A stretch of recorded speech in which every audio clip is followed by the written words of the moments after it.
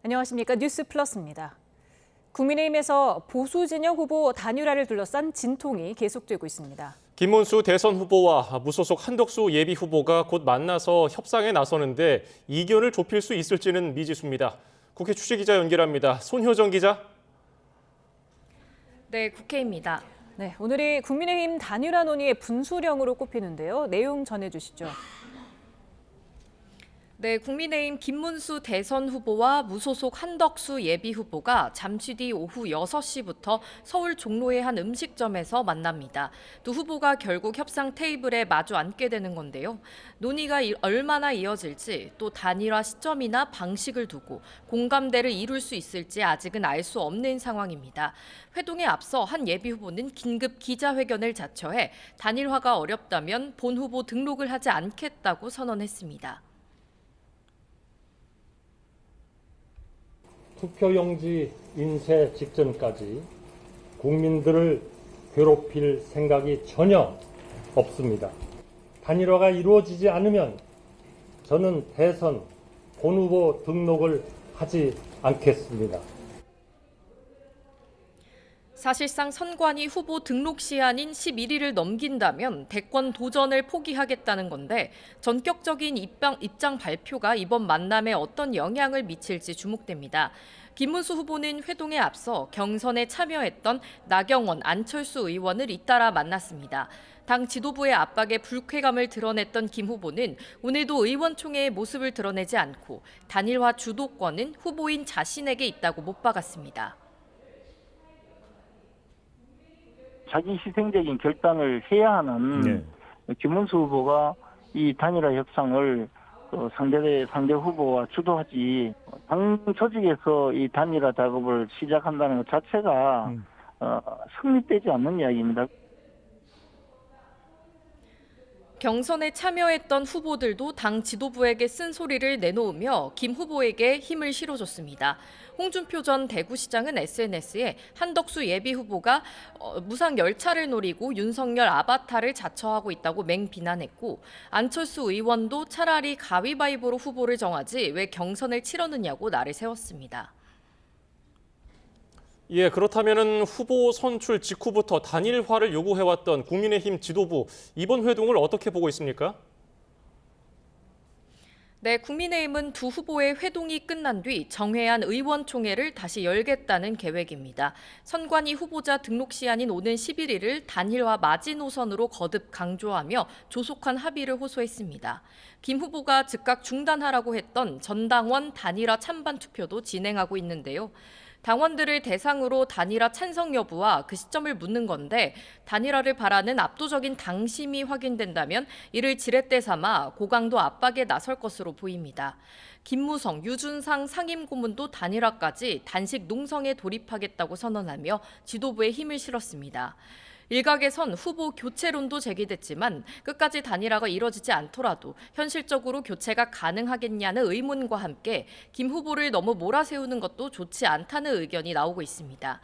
지금까지 국회에서 YTN 손효정입니다. 민주당 이재명 대선 후보의 선거법 위반 사건 파기환송심 첫 재판이 대선 이후로 변경됐습니다. 이런 가운데 대장동 사건 재판도 기일이 변경됐습니다. 취재기자 연결합니다. 김영수 기자. 네, 서울고등법원입니다. 네, 일단 선거법 위반 재판 언제로 연기됐습니까? 다음 달 18일입니다. 6.3 대선 이후 보름 정도 뒤로 변경됐습니다.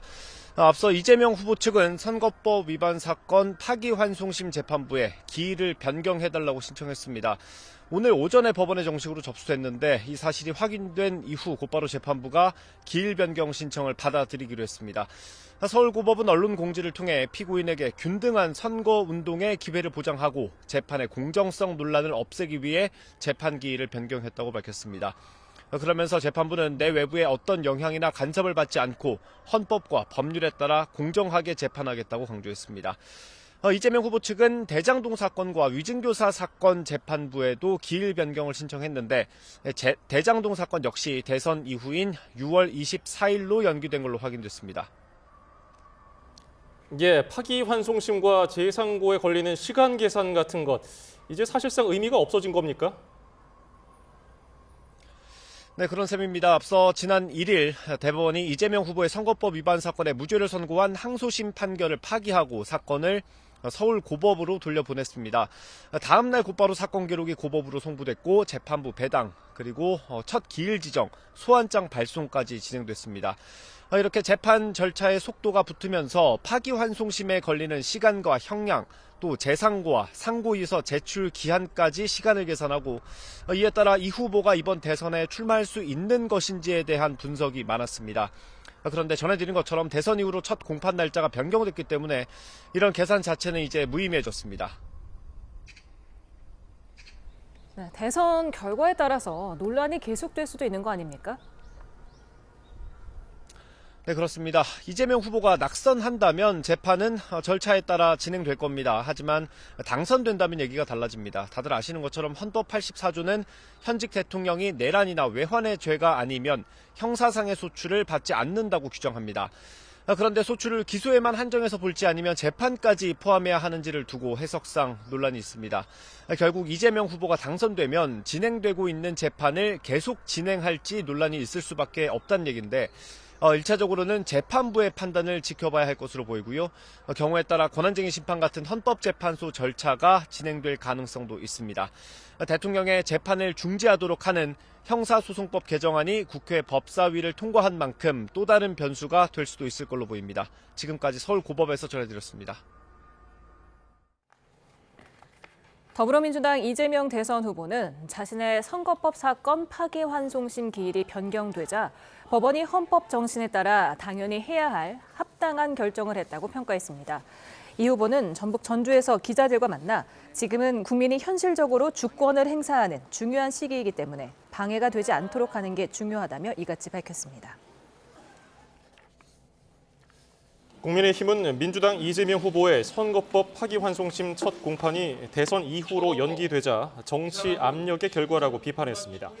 권성동 원내대표는 의원총회에서 권력의 위협에 굴하지 않고 흔들림 없이 재판을 진행하는 게 상권 분립, 헌정 질서를 지키는 사법부 책무인데 재판부가 이재명 세력 압력에 밀렸다며 이같이 말했습니다. 국회 법사위가 오는 14일 사법부의 대선 개입 의혹을 규명하겠다며 조희대 대법원장 등을 상대로 청문회를 열기로 했습니다.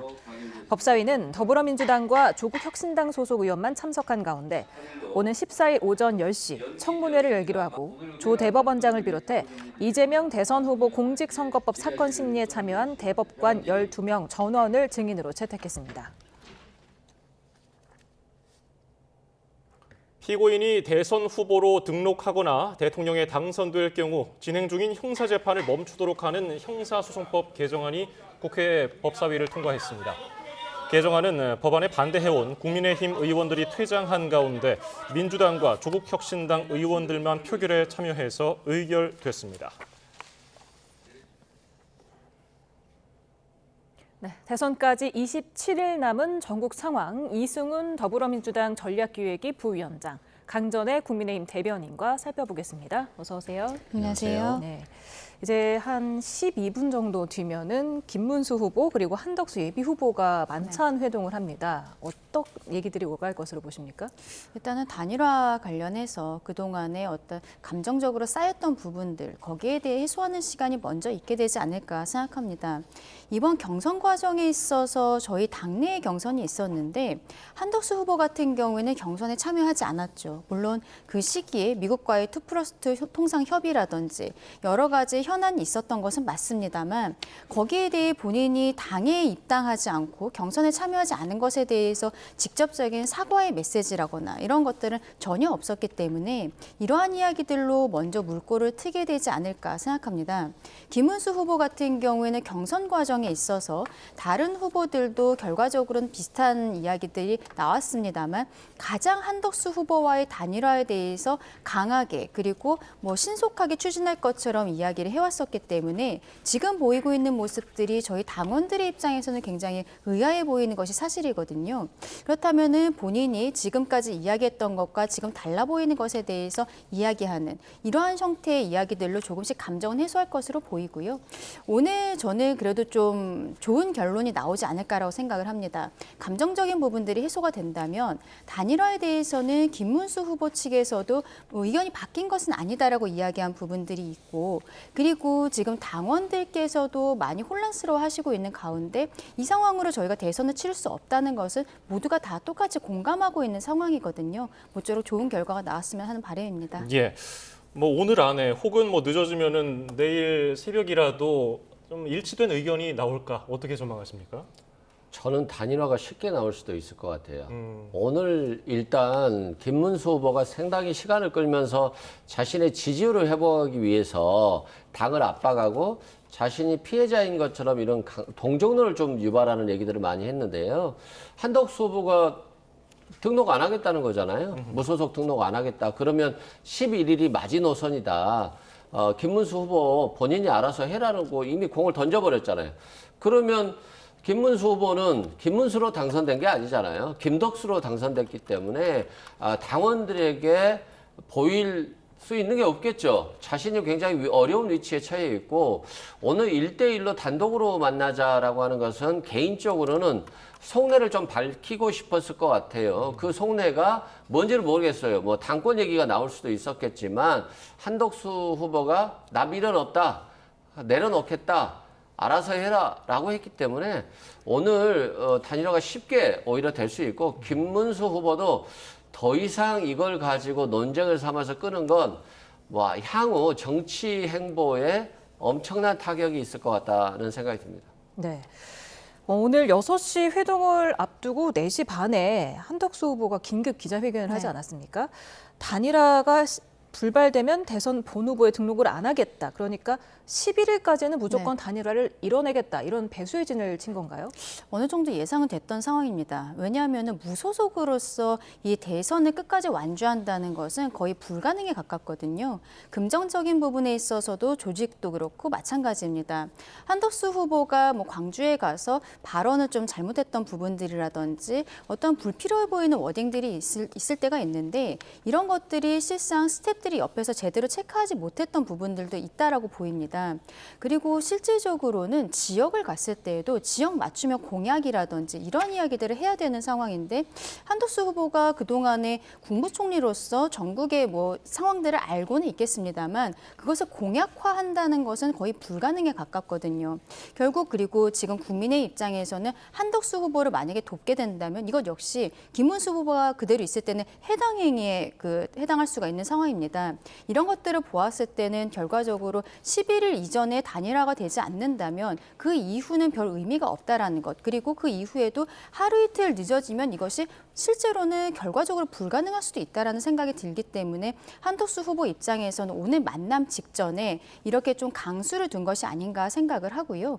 김문수 후보의 경우에도 본인이 그동안 했었던 이야기들, 경선 과정에서 김덕수, 을지문덕 이러한 이야기들이 말하자면 하나의 저는 공약이었다라고 생각을 합니다. 경선이 끝나자마자, 전당대회가 끝나자마자 즉시 한덕수 후보를 만나서 단일화하겠다고 이야기했던 부분들을 정치인은 말한 것에 대한 약속을 지켜야 된다고 생각하거든요.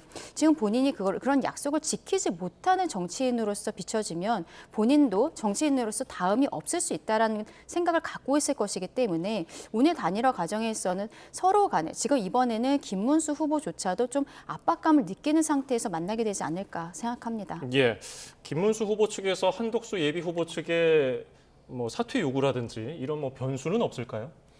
이미 한덕수 후보가 사퇴하겠다고 했잖아요. 만약에 단일화가 안 된다고 한다면 그렇기 때문에 사퇴 요구는 할 수 없을 것 같고요. 오늘 저녁에 합의가 돼야지만이 내일 TV 토론하고 이틀간 여론조사하고 그래서 국민의힘 후보로 11일에 누군가가 등록할 수 있는 거거든요.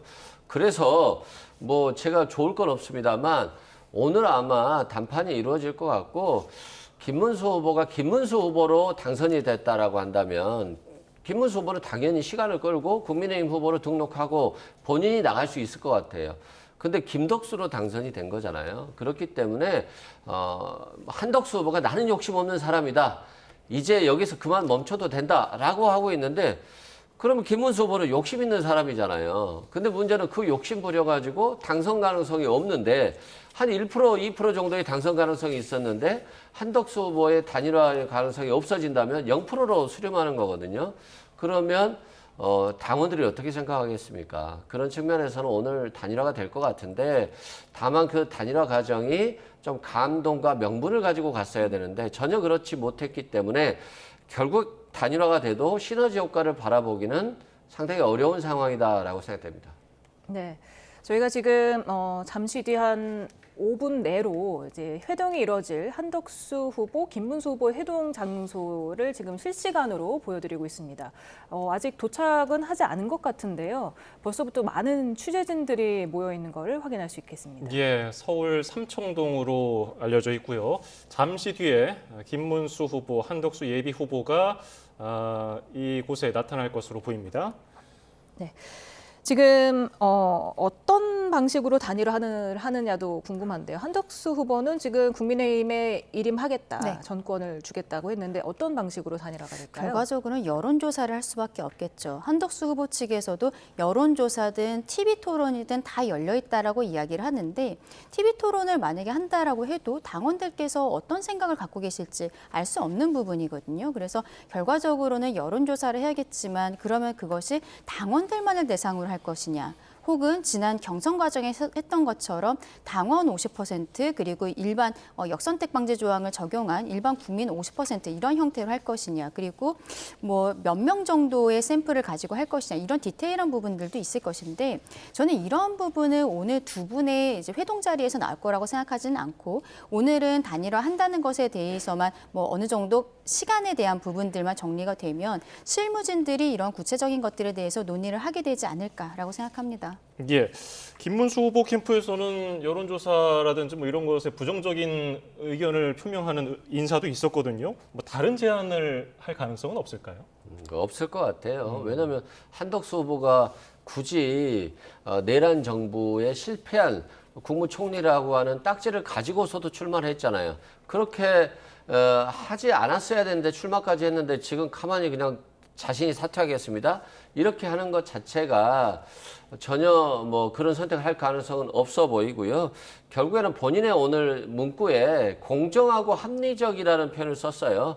그런 걸로 해서 단일화한다라고 한다면 어떤 것이든 받아들이고 국민의힘에 그걸 맡겼다라고 했기 때문에 아마도 당심 50%, 일반 여론조사 50%로 갈 것 같고요. 일반 여론조사는 역선택 방지 조항이 붙을 것 같은데 그냥 뭐 당과 상관없는 여론조사를 하면 김문수 후보와 한덕수 후보 간의 차이가 크지 않기 때문에 어떤 후보가 될지 어려운 상황이 될 수도 있지만 국민의힘과 무당층을 기반으로 한 여론조사를 한 것들을 보면 한덕수 후보가 상당히 높은 표차로 이기고 있는 것들이 나왔었거든요. 그런 측면에서 한덕수 후보가 역선택 방지 조항만 들어간다라고 한다면 어떤 방식이든 아마 받을 것으로 보여집니다. 네.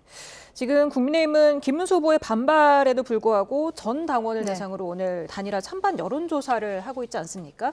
이게 오전 9시부터 밤 9시까지 12시간 동안 진행이 된다면서요? 예, 저도 조금 아까 전화를 받았는데요. 처음에 전화를 받으면은 당원이신지 물어보고 당원이 맞다라고 하면 단일화 여부에 대한 찬반을 물어봅니다. 그리고 만약에 거기에서 단일화에 찬성한다라고 했을 때는 그러면은 말하자면 11일 이전까지 해야 되는가 아니면 그 이후도 괜찮은가 이렇게 세 가지 질문으로 구성이 되어 있는 ARS를 지금 돌리고 있는데 여기에 대해서 사실상 김문수 후보 측에서 문제 제기를 하고 있었어요. 본인이 당무 우선권을 가지고 있고 이러한 여론조사도 지금 상황에서 맞지 않는다라고 했지만 어쨌든 지도부에서는 돌리고 있는 상황입니다.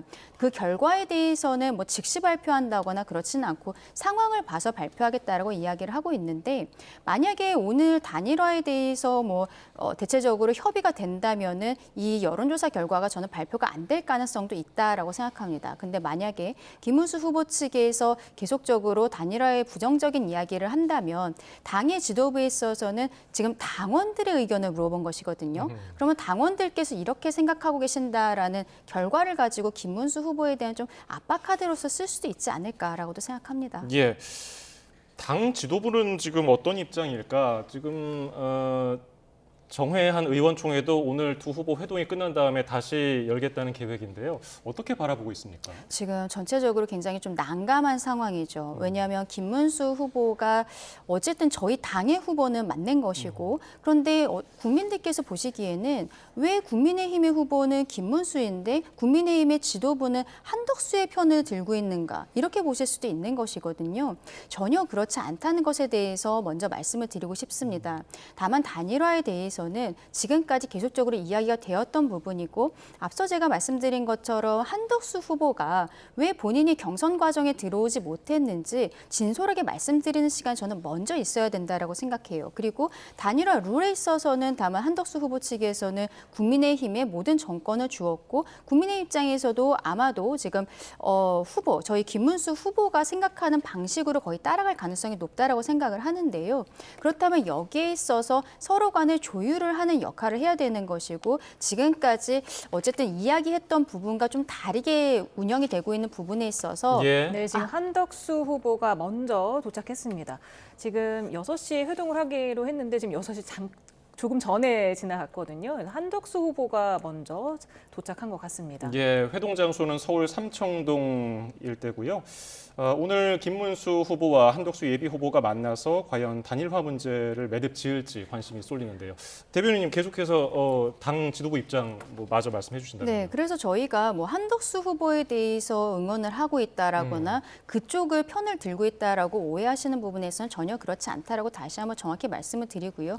다만 단일화를 한다는 것이 저희 경선 과정에서 거의 공식적으로 제가 공약이 아니었냐라고 말씀드릴 정도로 이야기가 나왔기 때문에 이 투표를 했었던 우리 당원들과 국민들에 대한 책임감으로서 진행이 돼야 되는 부분들이 분명히 있다라고 말씀드리고 싶습니다. 네. 보통 저녁 약속을 하면 좀 일찍 와서 기다릴 법도 한데 지금 두 분 다 6시가 조금 지나서 네, 아직 김문수 후보는 도착을 안 했고요. 한덕수 후보 먼저 지금 도착을 했거든요. 네. 이것도 좀 신경전이라고 볼 수 있을까요? 신경전이라기보다는 한덕수 후보가 갑자기 얘기를 했잖아요. 나 등록 못하면 안 나오겠다라고 했기 때문에 한덕수 후보는 자신에 대한 마음이 이미 정리된 거거든요. 근데 김문수 후보는 지금 갑자기 뒤통수 맞은 것 같아요. 자신이 이제 욕심 부리는 사람이 된 거잖아요. 그렇기 때문에 오늘 나와서 무슨 얘기를 해야 될까에 대한 고민이 조금 바뀌었을 것 같고요. 오늘 보니까 또 전국위하고 전당대회 개최 중지 가처분까지 김문수 후보가 낸 거잖아요. 후보 측에서 낸 거잖아요. 사실상은. 그러면 이 전국이라고 하는 것이 만약에 단일화를 통해서 한덕수 후보가 된다라고 한다면 이걸 추인하는 것 전당대회가 있어야 되는 거잖아요. 그리고 마치 김문수 후보를 단일화 안 한다고 한다면 김문수 후보를 바꿔버리는 걸 해야 되는 것인데 지금 이제 오늘 나오고 있네요. 네, 김문수 후보도 지금 조금 전에 도착을 했습니다. 예, 사뭇 여유로운 표정으로 지금 오고 있고요. 네. 취재진들에게 눈 인사를 하면서 이렇게 고개 인사를 하면서 들어오고 있습니다. 예. 손을 흔들고 있고요. 앞서서 한덕수 예비 후보는 별다른 얘기 없이 회동 장소에 들어가서 먼저 기다리고 있는 상황이고요. 김문수 후보는 어떤 얘기를 할지 궁금하네요. 네, 김문수 후보도 다른 언급은 없이 바로 약속 장소로 들어갔습니다. 한덕수 후보가 지금 일어서서 맞이하는 모습입니다. 예. 자, 김 후보 측에서 먼저 한 예비 후보에게 만나자고 했는데요. 들어보죠. 우리가 좀 포즈를 취해줘야 되는데. 저 이쪽으로 가죠. 갔어요? 네. 다 들어 계시네. 악수 됐습니다. 한번. 이렇게. 네.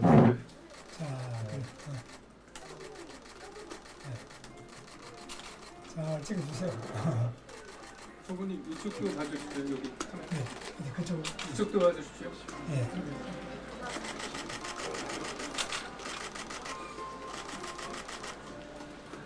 네, 여기도 한번 보실래요? 우리 후보님은 정치를 오래 하셨으니까 이런 거에 굉장히 익숙하시겠네요. 총리님 여러 가지 많이 하셨는데. 됐죠? 네, 감사합니다.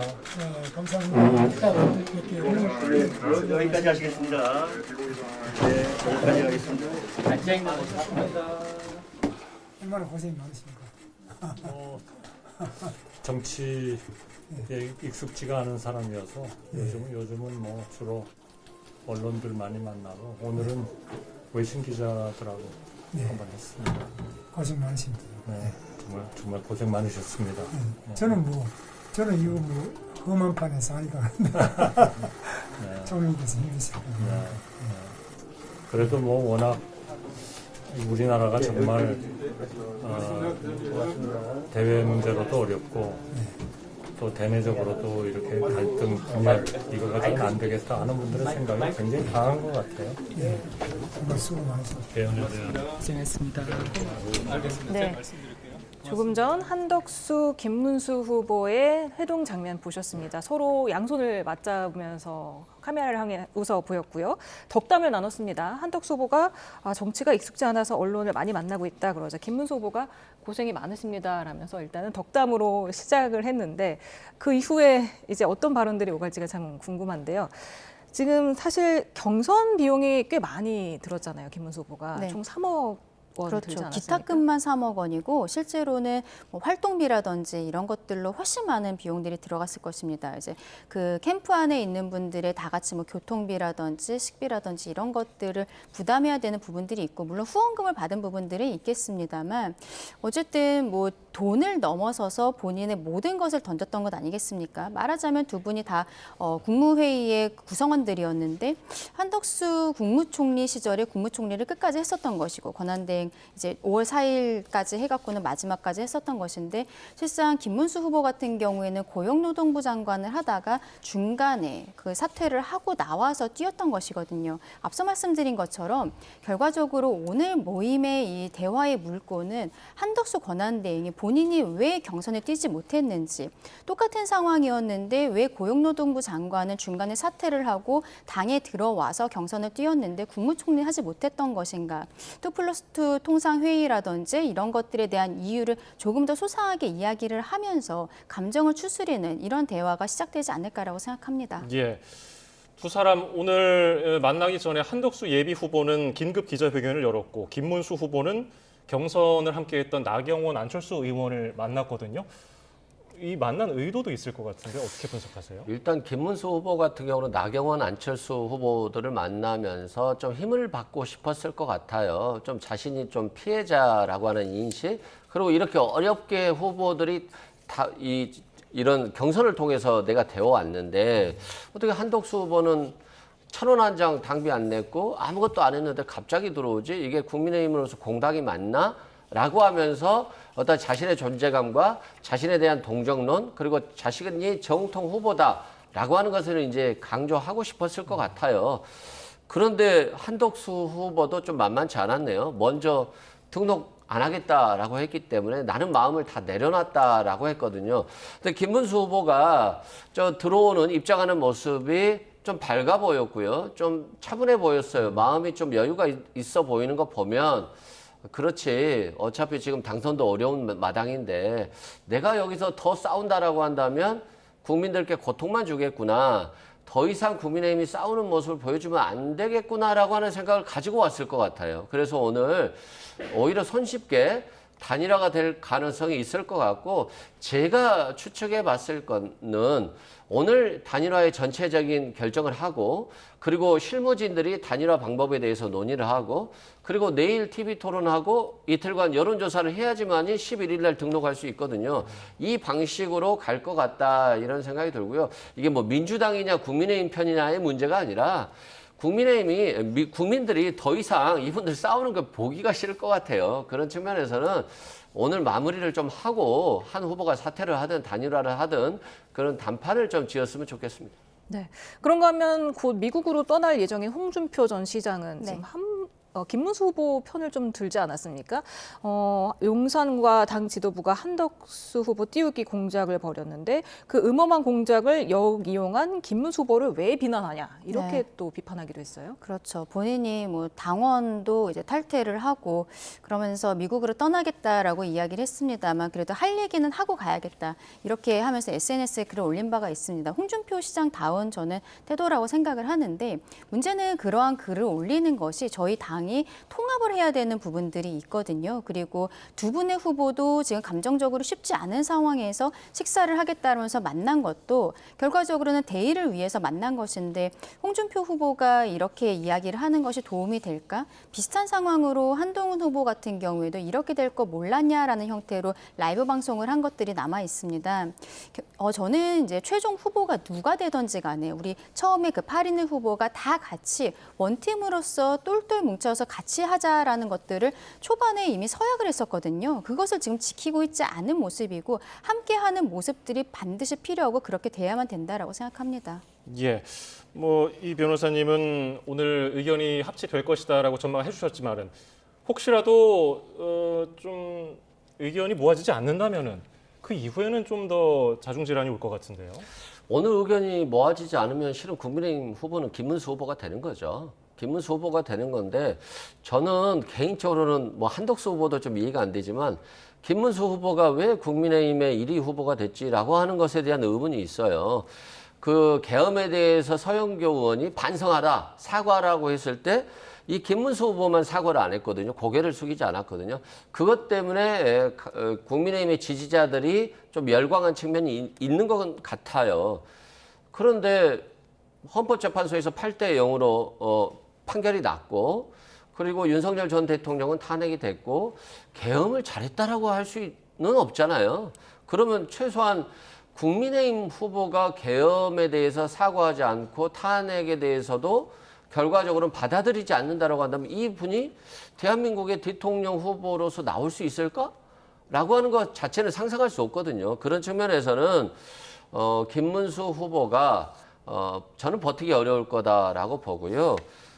김문수 후보가 김덕수로 일이 된 거잖아요. 그렇다고 한다면 자신을 지지해준 당원들에 대해서 이해를 해야죠. 그리고 단일화를 하는 게 맞지 않나? 라고 싶어요. 네, 김문수 후보가 만약에 오늘 단일화를 정말로 못하겠다라고 생각했으면 저는 오지 않았을 것이라고 생각합니다. 왜냐하면 오늘 ARS 돌린 거에 대해서 김문수 후보가 문제 제기를 했었다라는 걸 저희가 앞에서 짚긴 했었는데 그러한 형태로 문제 제기할 것들은 충분히 있는 상황이거든요. 그럼에도 불구하고 오늘 결국 약속했던 식사 자리에 나온 것은 본인이 마음을 정리한 것이 아닌가라고 생각합니다. 네, 만약에 한덕수 후보로 단일화가 된다면 네. 김문수 후보가 뭐 선거 비용에 쓴 돈을 뭐 국민의힘 내에서 돌려준다든가 그런 뭐 방안이 있습니까? 그러니까 그게 저희가 전당대회를 치렀잖아요. 전당대회가 기존의 당에서 가지고 있는 비용들뿐만이 아니라 후보들이 내는 기탁금을 가지고 예산을 짜서 전당대회를 하게 되거든요. 근데 이런 것들이 비용을 반환할 수 있는지 규정을 저는 제가 지난 전당대회 때 당대표 전당대회 때 선거관리위원이었었는데 그런 규정을 제가 보지는 못했던 기억이 있습니다만 어쨌든 지금은 굉장히 독특한 상황이잖아요. 본인은 당내 경선을 통해서 여기까지 왔는데 갑작스럽게 외부에 무소속이었던 후보가 저희 당의 후보가 된다는 것은 그리고 또 이 과정에 있어서 지도부가 개입을 하고 있었던 문제들 오늘 ARS의 결론이 어떻게 나올지 모르겠습니다만 당원들께서 만약에 압도적으로 단일화에 찬성했다라는 것들이 나온다면 이런 것들을 근거로 해서 어떤 예산 집행은 가능하지 않을까라고 생각합니다. 예. 오늘 단일화 부분에 대한 합의 그 정도에 따라서 그 한덕수 캠프에 있는 죄송합니다. 김문수 후보 캠프에 있는 김재원 비서실장 등 강경한 발언을 했던 인물들이 조금 톤다운을 할 가능성도 있겠네요.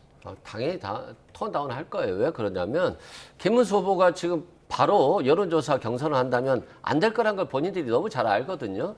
그래서 굉장히 강한 메시지를 주면서 김문수 후보에 대한 동정론이라든가 국민의힘의 후보는 김문수다 뭐 이런 것들을 띄워서 지지율을 제고하려고 했을 거예요. 그래서 이런 지지율이 오르긴 했죠. 그런데 이제 역선택 방지 조항을 빼면 아무래도 한덕수 후보가 될 가능성이 아주 높죠. 그렇지만 한덕수 후보와 계속해서 단일화를 미룰 수는 없잖아요. 그렇기 때문에 아마도 오늘 마지노선이라고 생각하고 온 것 같고 홍준표 후보 같은 경우는 기분 나쁘겠죠. 내가 3억을 냈는데 왜 용산의 그림자, 윤석열 전 대통령의 그림자가 이걸 좌지우지하고 당이 개입해서 이렇게 한덕수 후보를 밀어주느냐에 대해서는 상당히 기분 나쁠 것 같은데 아마 이거 후원금을 받았을 거예요. 그래서 공식적인 비용들은 후원금으로 처리할 수 있기 때문에 한동훈 후보는 29억이 뭐 11시간 만에 모았다라고 하는데 김문수 후보도 한 3억은 모으지 않았을까요? 저는 그렇게 생각하는데요. 김문수 후보 쪽에서 이 후원금 액수를 발표하지 않는 것들은 그만큼 지지세가 낮다는 걸 보여주지 않기 위한 것이기 때문에 이해는 됩니다만 뭐 그래도 3억은 모으지 않았을까요? 네. 지금 국민의힘은 또 내일과 모레 전국위원회 그리고 토요일과 일요일에는 전당대회를 소집을 했는데 김문수 후보를 지지하는 당협위원장들이 이 전당대회 개최 금지 가처분 신청을 했어요. 근데 이거는 저는 이제 변호사로서 봤을 때는 각하사유가 되지 않을까라고 생각합니다. 만약에 김문수 후보 본인이 가처분 신청했으면 모르겠습니다만 지금 그 뭐 지지하시는 원외 당협위원장들 8분이 가처분 신청을 한 거거든요. 그러면은 이분들의 자기 관련성이라는 것 자체가 이분들에게 어떠한 피해가 있는 것인가? 뭐 말하자면은 본인들이 당원들이 정당하게 뽑은 어떠한 그 대권 후보가 아닌 다른 사람이 나가는 것에 대해서 당원으로서의 권리가 침해되었다 이런 이야기를 아마 하실 것 같은데 근데 만약에 후보가 변경이 된다라고 했을 때는 지금 오늘 돌리는 ARS 그리고 가장 중요한 건 두 분이 오늘 단일화에 합의를 하느냐 이런 것들이거든요. 전당대회와 관련해서도 김문수 후보 캠프 측에서는 이것이 후보 교체를 위한 것이 아니냐 라고 이야기를 하고 있지만 지금 당에서는 공식적으로 말씀드리는 것은 혹시 있을지 모르는 단일화 과정에서 한덕수 후보로 결론이 났을 때는 전당대회를 통해서 정리하는 과정이 필요하기 때문에 한 것이다라고 이야기를 하고 있거든요. 그러면 이런 것은 저는 가처분 신청을 했다라는 것은 이분들이 김문수 후보를 그만큼 지지하고 있다는 것을 보여주고 싶은 것이지 실질적으로 어떠한 법원의 판결을 구한다거나 그런 것은 아닐 것 같다라고 생각합니다. 예, 김재원 비서실장이 당 지도부의 후보 교체 움직임에 대해서 또 비판하기도 했었는데 윤희숙 여의도 연구원장이 실제로 후보 교체론에 대해서 언급하기도 했어요. 당무 우선권이 있는 후보가 그 후보에 대해서 이 당 지도부가 교체를 할 수 있는 그런 사안인지 상대 당에서 볼 때는 어떻게 보십니까? 좀 실은 황당한 거죠. 김문수 후보가 마치 그 윤석열 전 대통령의 그림자처럼 1위 후보가 되고 이것도 이상하고 또 본인이 1위 후보가 되면 한덕수 후보와 단일화하겠다라고 하면서 가장 큰 가슴을 열어준 분인데 갑자기 마치 안 할 것처럼 하는 것도 좀 이해가 안 되죠. 그래서 이제 국민의힘 지지자들 입장에서 보면 황당할 것 같아요. 그렇지만 결국에는 저는 그래요. 뭐 국민의힘에서 항상 이재명 후보를 비난하면서 뭐 말이 바뀐 사람이다라고 하는데 이게 바뀐 거예요.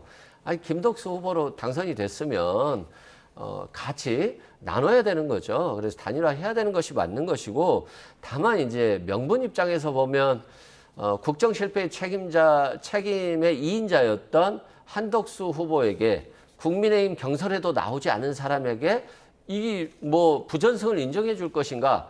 이거 자체는 정말 황당하고 저도 이해할 수 없는 부분이지만 그럼에도 불구하고 김문수 후보가 받아들였던 거잖아요. 한때는 이걸 즐겼잖아요.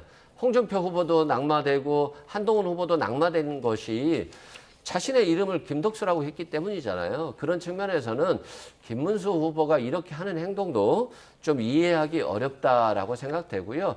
결국에는 좀 시끄러운 거, 너무 혼란스러운 거 이것들을 좀 국민의힘에서 정리를 했으면 좋겠다. 너무 좀 국민들이 보기에는 굉장히 불편하다라고 생각됩니다. 네. 앞서서 김재원 전 의원 비서실장 얘기해 줬는데 그저께 그런 얘기 하지 않았습니까? 본선에서 투표용지에 한덕수 후보의 이름이 없을 것이다. 이렇게 얘기를 했는데 혹시 이재명 후보가 파기환송된 이후에 본인이 조금, 그러니까 김문수 후보가 조금 더 본선 경쟁력이 있다 이렇게 생각하는 거였을까요? 글쎄요, 뭐 그런 언론의 보도들도 있습니다만 저는 근본적으로는 그것이 문제라고 생각하진 않습니다. 본인의 당선 가능성이 높아졌기 때문에 마음을 바꿔먹었다라기보다는 저는 이번 단일화 과정에 있어서 말하자면은 전당대회에서 후보가 선출된 날, 그날 저녁에 저희 지도부에서 찾아갔었던 것이고 3일 안에는 단일화를 마무리해야 되는 것이 아니냐 이야기를 들었을 때부터 김문수 후보와 그 캠프 측에서는 굉장히 감정적으로 불쾌했었다라는 거잖아요. 근데 그 이후에도 김문수 후보 측에서는 단일화에 대해서는 뭐 마음이 바뀐 것은 아니다. 다만 시간을 좀 더 가졌으면 좋겠다는 형태로 이야기를 했었던 것이고 오늘 그 시간이 온 것이 아닌가라고 생각합니다.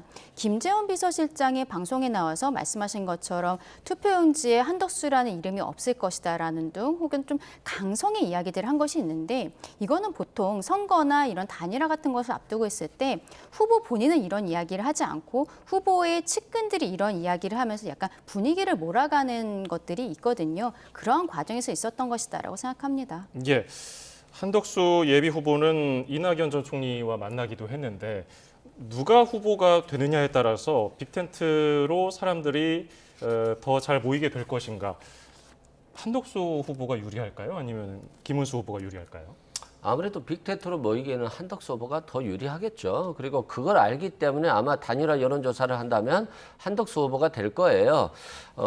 한덕수 후보가 준비도 안 됐고 김문수 후보도 준비가 안 됐습니다만 일단은 뭐 거부감 측면에서 또 호남이라는 측면에서는 아무래도 조금 더 중도층을 조금이나마 흡수할 수 있을 것 같아요. 그런데 이제 이 단일화가 큰 효과를 발휘하기 힘든 게 원칙적으로 따지면 탄핵에 찬성한 사람, 탄핵에 반대한 사람, 예를 들어서 한동훈과 누군가가 단일화를 된다라고 한다면 그 확장의 폭이 좀 더 넓을 것 같은데 두 분 다 탄핵에 반대하는 것 같은 느낌의 사람들이잖아요. 그리고 다 이 지지층이 지금 보수, 국민의힘에 한정되어 있기 때문에 단일화를 한다 할지라도 중도층을 끌어들이는 데는 한계가 있다. 다만 그럼에도 불구하고 조금이라도 더 누가 끌어들일 것이냐라고 한다면 한덕수 후보가 더 가능성이 있고요. 또 한덕수 후보는 벌써 이낙연 전 대표를 만나는데 물론 이낙연 전 대표가 민주당을 탈당해서 나와 있고 이미 예, 참 죄송합니다. 네, 지금 김문수 후보 측에서 얘기를 하고 있습니다. 비서실장을 맡고 있는 김재원입니다. 제가 이 한덕수 후보와 우리 김문수 후보의 오늘 회동 자리를 주선하고 또 여러 가지 준비를 했습니다. 그래서 두 분께서 좋은 대화를 나누시고 또 앞으로 우리 당과 나라를 위해서 큰 일을 할 수 있도록 하는 큰 걸음이 되기를 바라는 마음으로 오늘 아침부터 와서 여기에 준비도 하고 예약도 하고 예약자도 방 3개가 제 이름으로 되어 있습니다. 그런데 이제 우리 김문수 후보님과 함께 이 약속 장소로 오는 도중에 이 차를 타고 오는 도중에 약간 제가 납득하기 어려운 소식을 들었습니다. 오늘 5시에서 5시 반 사이에 권영세 비대위원장께서 우리 이번에 대통령 후보를 선출하는 선거관리위원장을 지내신 황우여 전 선거관리위원장을 찾아가서 대통령 후보를 선출한 선거관리위원회는 아직 존재하고 있고 그 선거관리위원회가 기능을 발휘하고 있다. 그런데 오늘 저녁에 김문수 후보와 한덕수 후보의 이 회동은 결렬될 것이 명확하다. 그러므로 오늘 저녁에 곧바로 선거관리위원회를 다시 열어서 내일은 후보자 토론 그리고 모레부터 여론조사를 실시해서 후보를 정하는 그런 절차를 진행해 달라라고 요구를 했다고 합니다. 그런데 우리나라에서 선거를 하려면 후보자가 일단 등록을 하고 그리고 나서 뭐 선거를 하든 경선을 하든 여러 가지 방법이 있습니다만은 지금 이렇게 두 분이 막 만나서 앞으로 후보 단일화는 어떻게 할 것인지 그리고 대한민국에서 어떤 역할을 맡으실지에 대해서 지금 이제 막 대화를 하고 계시는데 이 자리에 들어가기 전에 당에서는 벌써 김문수 후보를 끌어내리기 위해서 이미 이미 우리 당에서 전당대회를 거쳐서 대통령 후보로 당선되었음을 공고한 김문수 후보를 끌어내리기 위해서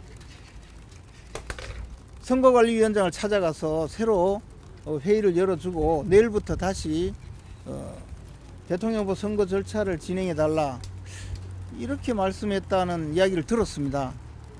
이것이 사실이라면 과연 지금 우리 당은 어떻게 진행이 되고 있는 겁니까? 우리 당은 무엇을 하고 있는 겁니까? 우리 당에서 지금 원하는 대통령 선거의 모습은 어떤 겁니까? 저는 너무나 가슴이 아파서 제가 이 자리를 마련하고 이 자리 예약을 하고 또 우리 김문수 후보를 모시고 와서 안내를 하고 하면서도 정말 가슴이 찢어지는 마음으로 돌아 나와서 여러분께 알리는 바입니다. 여러분께서는 우리 당에서 벌어지고 있는 이 비정상적인 문제를 한번 확인해 주시기 바랍니다. 만약에 이것이 사실이라면, 물론 사실입니다. 저는 확인했으니까요. 이것이 사실이라면 저 두 분을 왜 마주 앉게 했습니까? 이상입니다. 네, 지금 김문수 후보 측 비서실장 김재원 전 의원의 얘기 들으셨는데 지금 납득하기 어려운 소식을 들었다. 지금 오늘 만찬회동이 결렬될 것으로 본 권영세 비대위원장이 지금 선관위를 오늘 저녁에 다시 열라는 거예요. 이게 무슨 뜻입니까? 그러게요. 지금 김재원 비서실장 측에서 일방적으로 이야기를 하고 있는 것이고 아직까지 팩트체크가 된 것은 아닌 것으로 보이는데요. 지금 하고 있는 이야기는 권영세 비대위원장이 어떻게 보면 이번 전당대회 최종 후보 선출로서 마무리가 된 것으로 보이는 선거관리위원회 위원장이었던 황우여 위원장에 연락을 해서 오늘 담판은 결렬이 될 것이 뻔하니까 선관위를 다시 열고 추후에 절차를 진행해라라는 이야기를 본인이 들었다. 그리고 정확하다라고 지금 이야기를 한 것으로 보이거든요. 여기에 대해서는 아마도 저희 지도부에서 곧 입장이 나오게 되지 않을까라고 생각을 합니다. 그리고 지금 이 이야기를 아마 저희가 식당 앞으로 보이는데 김문수 측 비서실장이 그 언론에 저런 인터뷰를 했다라면 김문수 후보 같은 경우에는 계속적으로 저 이야기를 나눌 필요가 없다라고 판단할 가능성이 저는 높다고 생각하거든요. 그럼 우리가 조금 아까 얘기했던 대로 훈훈하게 마무리가 되기보다는 김문수 측에서 회담을 더 이상 하지 않겠다라고 하고서 나올 가능성도 있지 않을까라고 생각됩니다. 네, 이게 법적으로는 가능한 이야기입니까? 그러니까 지금 저도 잘 이해가 되지 않는 부분들이 있어서 이것은 일단 당에서 나오는 공식 입장을 확인해야 될 것으로 보입니다. 예. 김문수 후보 측은 당 지도부를 향해서 꾸준히 단일화에 개입하지 말라 이렇게 경고했고 오늘 의원총회에 대해서도 이거 김문수 후보를 위한 압박용 아니냐 이런 비판을 해왔었는데 계속해서 이런 이슈가 나오는 거 어떻게 보고 계세요? 그러니까 지금 굉장히 예민해진 것 같아요.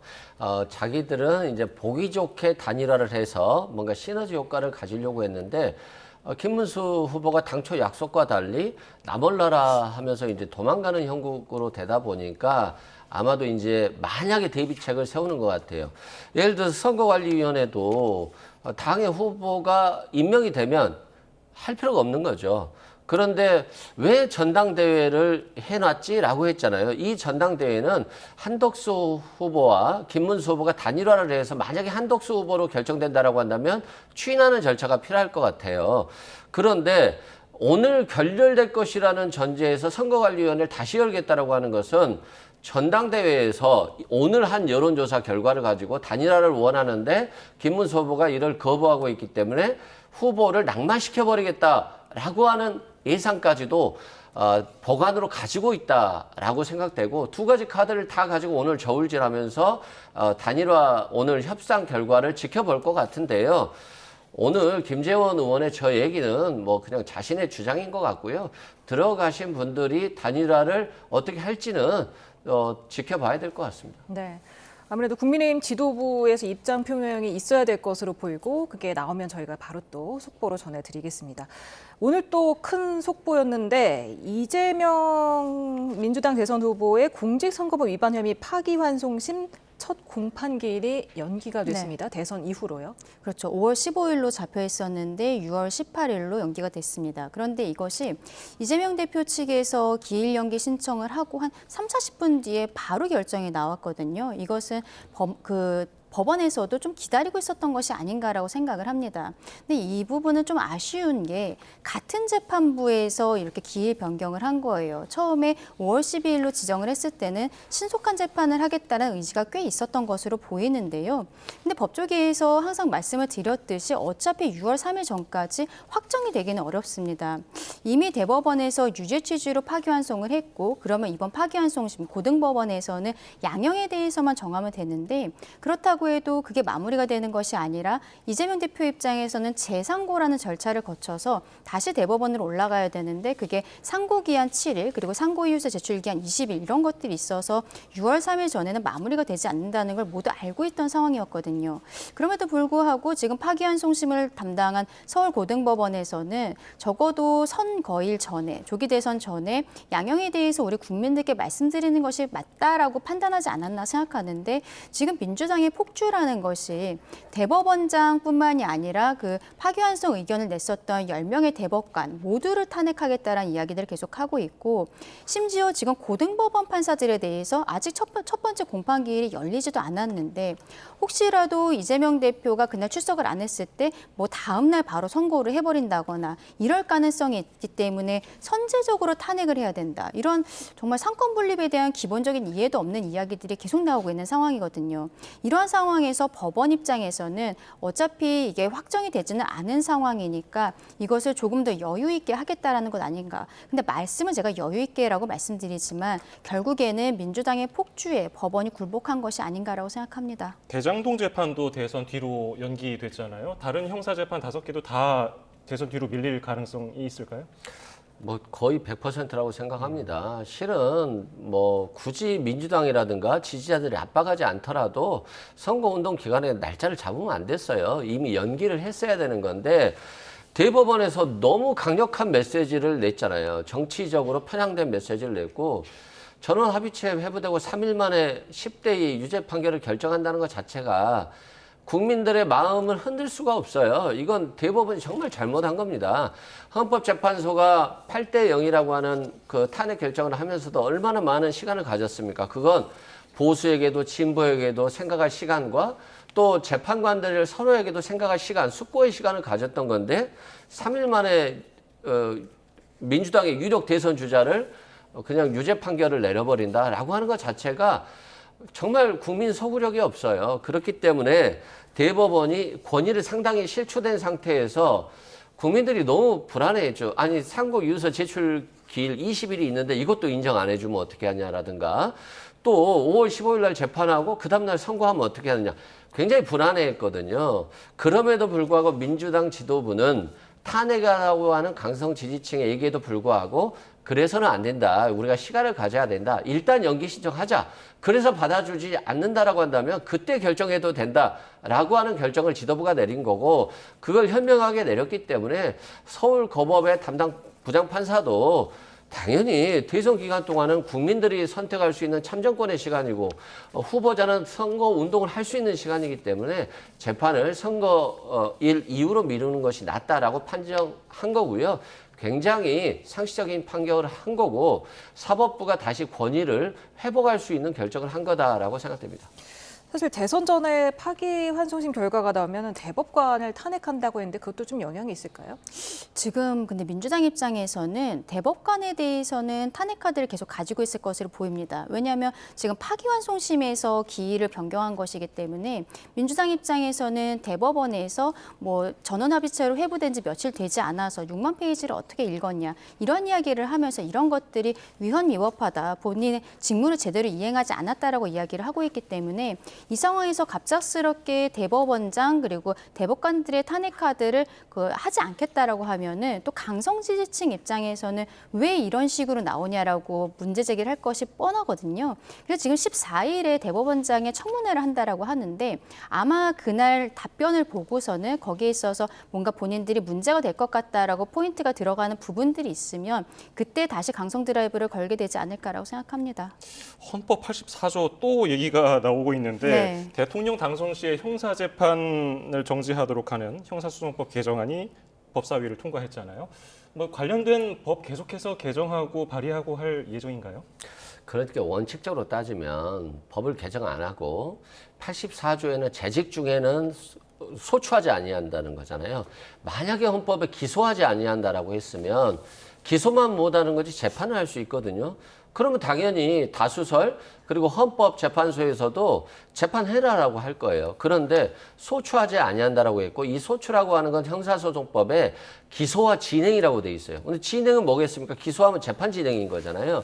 그래서 이게 중단돼야 되는 것이 맞는 것이고 아니 대통령 선거 국민들이 뽑아가지고 예를 들어서 55%의 지지율로 이재명 후보가 됐어요. 그런데 한 달 있다가 당선 무효시켜서 다시 대통령을 다시 뽑는다는 게 상식적으로 이해가 안 되잖아요. 그렇기 때문에 미국의 트럼프도 미국 국민들도 이 84조 같은 규정 자체가 없음에도 불구하고 국민들이 선택한 대통령이기 때문에 대통령으로서 인정해주고 검찰은 모든 기소를 취하하고 그리고 미국을 위해서 미국을 운영하라라고 국민들은 했거든요. 그런 측면에서 84조 논란 여부를 떠나서 차기 대통령이 결정이 되면 이제는 국민들이 분열하지 않고 단합되게 민생 경제를 살리는데 외교를 살리는데 더 집중하는 게 맞지 않나 싶습니다. 네. 법무부 장관 출신인 한동훈 전 국민의힘 대표가 법원이 이재명 민주당의 겁박에 굴욕적인 기일 변경을 했다. 그러면서 지금 오늘 오늘 법사위를 통과한 개정안에 대해서 위헌인 법을 만들어서 재판을 멈출 수는 있을지 몰라도 해서 위헌이라고 했는데 이게 그러면은 헌법 소원이 제기될 수 있는 겁니까? 이게 일단은 이재명 대표 개인에 대해서는 어떻게든 유죄 판단을 받지 못하게 하겠다. 이재명 특별법을 만들겠다는 게 아닌가. 우리 국민들께서는 그렇게 받아들일 수밖에 없는 것이죠. 이 사건 같은 경우에는요. 어차피 오늘 조금 아까 얘기했었던 5월 10일에 파기환송심 재판이 6월 18일로 미뤄졌잖아요. 그럼 6월 18일 무렵이 되면은 이재명 대표가 만약에 대통령이 된다면 그때 어차피 헌법소원 혹은 권한쟁의 심판 청구가 들어갈 것입니다.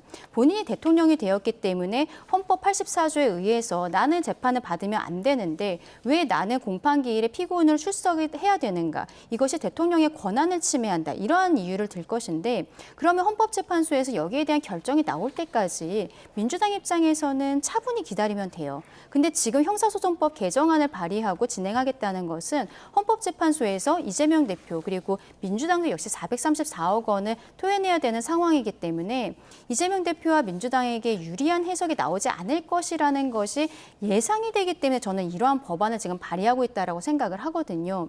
결과적으로는 이재명 방탄을 위한 것이고 헌법재판소마저도 무력화시키는 상권분립의 원칙 그리고 우리나라 사법제도를 무력화시키는 이러한 법안을 입법 폭주를 하고 있다. 이건 입법 쿠데타라고 생각합니다. 예. 이재명 후보가 만약에 대통령 당선이 된다면은 6월 18일 공판은 어떻게 되는 겁니까? 일단 재판중지법이 지금 올라갔잖아요. 대통령이 되면 이게 통과될 거예요. 그러면 사법부는 재판을 할 수가 없어요. 그러면 이걸 가지고 위헌법률 심판이라든가 권한쟁의 심판 등을 통해서 헌법재판소로 가져갈 겁니다. 그런데 헌법재판소는 이 법률에 대해서 합헌 결정을 할 거예요. 헌법 84조의 취지가 대통령은 내란죄, 외환죄를 제외하고는 재직 중 소추하지 아니한다이고 또 국민들이 선택했는데 아무런 특별하게 재직 중에 죄를 별도로 범하지 않았는데 이걸 재판을 중지시킨다는 건 불가능한 이 재판 중지법 위헌이라고 판단하는 건 저는 불가능하다고 생각하고요. 항상 순리대로 풀어나가는 것이 맞는 것 같습니다. 네, 이를 아까 이재명 후보에 대한 방탄이다, 입법 폭주다라고 말씀을 하셨는데 중도층에서는 어느 정도 표심에 영향을 미칠 것이라고 보십니까? 저는 개인적으로 이재명 대표 개인의 사법 리스크보다 지금 민주당이 보여주고 있는 모습들, 형사소송법 개정안으로서 대통령이 됐을 때 모든 사건의 진행이 멈추게 한다라든지 즉 공직선거법에 있어서도 허위사실 공표 부분의 행위라는 것을 삭제하겠다라고 이야기를 하고 있거든요.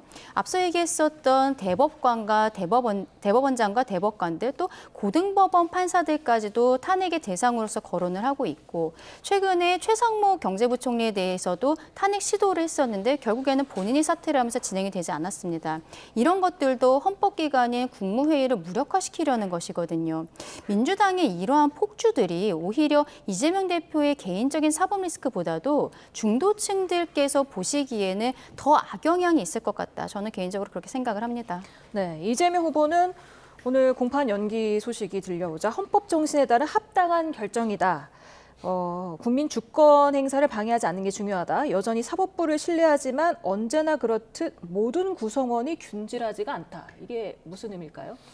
그러니까 그렇잖아요. 판사는 법과 양심에 따라서 재판해야 되는 것이거든요. 근데 법이라고 하는 것은 바뀌지 않죠.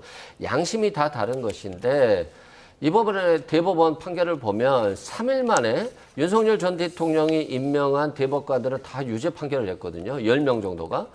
그러면 이게 양심에 따른 판결이 맞는 건지 아니면 대법원이 이재명 후보를 대한민국의 대통령으로 인정하지 못하겠다라고 하는 정치 편향적인 의사를 표현한 건지라고 봤을 때는 너무 정치적 편향이었기 때문에 대법원이 권위를 잃었다는 측면에서는 이 재판중지법을 만든다 할지라도 국민들의 역풍이 불기 어렵죠. 왜? 대법원이 먼저 정치 편향적인 행동을 했고 민주당의 유력 대선 후보를 제거하려고 하는 시도를 했기 때문에 이 역풍이 불기는 어렵다라고 보고요. 민주당도 마찬가지입니다. 서울고법이 연기했기 때문에 굳이 탄핵을 할 필요가 없었거든요. 그래서 법과 절차에 따라서 가고 이 법원이 너무 말도 안 되는 정치적 편향적인 행동을 했을 때는 그에 상응한 조치를 해도 늦지 않는다. 그리고 그걸 지도부가 결정했다라고 생각됩니다. 네, 이재명 후보가 또 이런 얘기를 했어요. 사법부의 독립을 지켜내고 또 앞으로 이런 일이 발생하지 않게 경계를 삼는 일이 반드시 필요하다. 이 앞뒤가 맞는 말입니까? 그러니까 이재명 대표를 방탄하기 위해서 사법부를 무력화하겠다는 게 지금 민주당이 제출하고 있는 법안들의 내용인데 이재명 대표는 전혀 엉뚱한 이야기를 하고 있는 것이죠. 심지어 본인을 조봉암, 김대중에 비유를 하면서 여러 가지 이야기들을 하고 있는데 이러한 모습들이 우리 국민들의 눈에 어떻게 비칠 것인지 다시 한번 깊이 있게 생각을 해야 되지 않나 봅니다. 시기적으로 왜 지금 조기 대선을 앞두고 판결이 나왔느냐를 생각해 보면 633 원칙에 따라서 이미 1년 정도면 판단이 나왔어야 됐는데 2년 반 정도가 걸렸어요. 1심이 2년 2개월이 걸렸기 때문입니다. 그래서 우연히도 지금 조기 대선을 앞두고 판단이 나온 것인데 원래대로 633 원칙이 지켜졌다면 이재명 대표는 진즉의 피선거권이 박탈된 사람이었어야 되는 것이거든요. 결국 대법원 입장에서는 2년 2개월이 걸려서 판단을 했었던 1심의 판단이 2심의 판단보다 더 맞다라고 판단을 한 것인데 지금 여기에 대해서 그런 이야기는 하지 않고 왜 전원합의체로 가서 6만 페이지 이거를 어떻게 할 수 있었느냐 이러한 좀 호도되는 이야기들을 하는 것은 전혀 우리 국민들께 받아들일 수 없을 것이다라고 생각합니다. 우리 변호사님의 말씀이 맞는 것 같잖아요. 근데 우리 사회가 참 너무 후퇴한 게 검찰이 이재명 후보만 수사하고 김건희 여사나 윤석열 전 대통령에 대한 수사를 하지 않기 때문에 권위를 잃어버린 거예요. 근데 그게 너무 오랜 기간이 됐잖아요. 그만큼 권위를 잃었기 때문에 무슨 말해도 잘 믿지 않는다. 윤석열 전 대통령도 마찬가지고요. 대법원도 이번에 충분한 심사숙고할 생각을 가지고 이 선고를 했다라고 한다면 이재명 후보에 대한 판결이 정당하다라고 했을 거예요. 그런데 너무나도 조급하고 급하게 마치 이재명 후보를 대통령으로 인정하지 않겠다라고 하는 정치 편향적 의사가 드러나 버렸기 때문에 국민들이 이 판결이 잘못됐다라고 보는 겁니다. 그래서 저는 차기 정부가 되면 권위가 살아나야 됩니다. 권위가 없는 정부는 아무것도 할 수가 없어요. 그래서 권위에 걸맞는 사법부, 권위에 걸맞는 행정부, 그리고 검찰 이렇게 됐으면 좋겠다 이런 생각이 듭니다. 예, 오늘 말씀 여기서 줄이겠습니다. 지금까지 이승훈 민주당 전략기획위 부위원장, 강전의 국민의힘 대변인이었습니다. 고맙습니다. 감사합니다.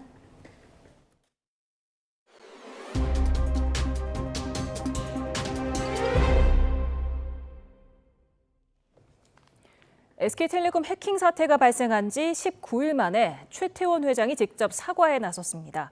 고객 입장에서 세심히 살피지 못한 점을 뼈아프게 반성하고 있다며 세 차례 고개를 숙였습니다. 황혜경 기자입니다. 최근 SK텔레콤의 사이버 침해 사고로 고객분들과 국민들께 불안과 불편을 초래했습니다. SK그룹을 대표해서 사과드립니다. SK텔레콤 해킹 사태와 관련해 최태원 SK그룹 회장이 직접 나섰습니다. 연휴 기간 사태 수습 방안을 고심하다 대국민 사과에 나서기로 결정했다는 게 SK 측 설명입니다. 또 고객의 입장에서 세심하게 살피지 못했고 또 이는 저를 비롯한 경영진 모두가 뼈아프게 반성할 부분입니다. 하지만 사과 외에 별다른 알맹이가 없고 논란이 되고 있는 번호 이동 시 위약금 문제에 대해서도 자신은 SKT 이사진이 아니라며 즉답을 피했습니다.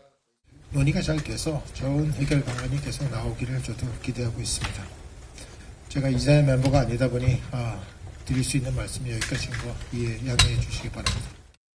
그룹 총수가 계열사 일로 직접 사과에 나서는 건 이례적이긴 하지만 지난달 30일 열린 국회 청문회에도 치과 치료를 이유로 불참하고 내일 재차 열리는 청문회에도 주한미국 상공회의소 행사 참석을 이유로 불출석 사유서를 제출해 전격 대국민 사과에 나선 진정성에도 의문이 드는 상황입니다.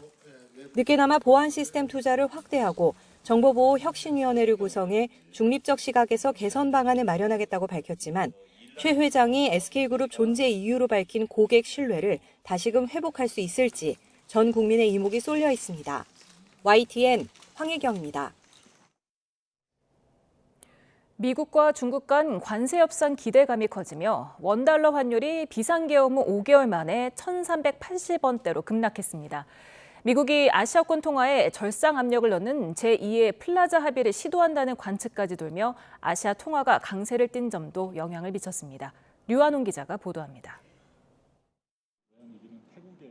4일간의 연휴 뒤 1,380원으로 출발한 원달러 환율이 3시 반 기준 1,398원을 기록했습니다. 장중에 재상승을 했지만 원달러 환율이 1,380원대로 내려간 것은 5개월 만입니다. 비상계엄과 미국발 관세 전쟁 등으로 1,500원대 진입을 눈앞에 뒀던 원달러 환율이 이처럼 급락한 것은 미중 관세 전쟁이 협상 국면에 접어들 것이란 기대 때문입니다. 트럼프 미국 대통령은 6일 중국이 협상을 원하며 적절한 시점에 만날 것이라고 말해 미중 간 협상 가능성을 시사했고 미중 고위급 인사들은 이번 주 스위스에서 협상을 시작하기로 했습니다. 그동안 우리나라 원화 약세 요인 중 하나였던 미중 무역 갈등이 협상 국면으로 전환된 영향이 가장 컸던 것 같습니다. 이로 인해서 중국 위안화가 상당히 강해졌고 원화도 위안화에 같이 따라가면서 강세를 보이고 있는 것 같습니다. 연휴 직전인 지난 2일 미국과 타이완 사이에 관세 협상이 시작되며 타이완 달러가 급등한 점도 원화 강세에 영향을 미쳤습니다. 시장에선 트럼프 2기 행정부가 무역 적자 해소를 위해 아시아 국가 통화 절상 압력을 넣는 이른바 신플라자 합의를 시도한 것 아니냐는 소문까지도 돌았습니다. 원달러 환율이 앞으로 1,350원까지 내려갈 것이란 전망도 있지만 미국이 관세 유예 시한으로 정한 7월 초까지 환율이 급변할 가능성을 배제할 수는 없습니다. 일단 상호 관세 유예 조치 마감이 7월 초까지거든요. 그래서 그때까지는 미국과 교역개상국 간의 협상의 줄다리기를 하게 될 텐데 그 과정에서 협상의 과정 진전 여부에 따라서 앞으로 환율 변동성이 조금 커질 소지도 있고 지난달 원달러 환율의 평균 변동폭은 9.7원으로 지난 2022년 11월에 12.3원 이후 가장 큰 변동성을 보였습니다. YTN 유환홍입니다. 교육부는 오늘까지 전국 40개 의과대학의 재적과 유급 규모를 확정하고 오는 9일 이후 발표할 계획입니다.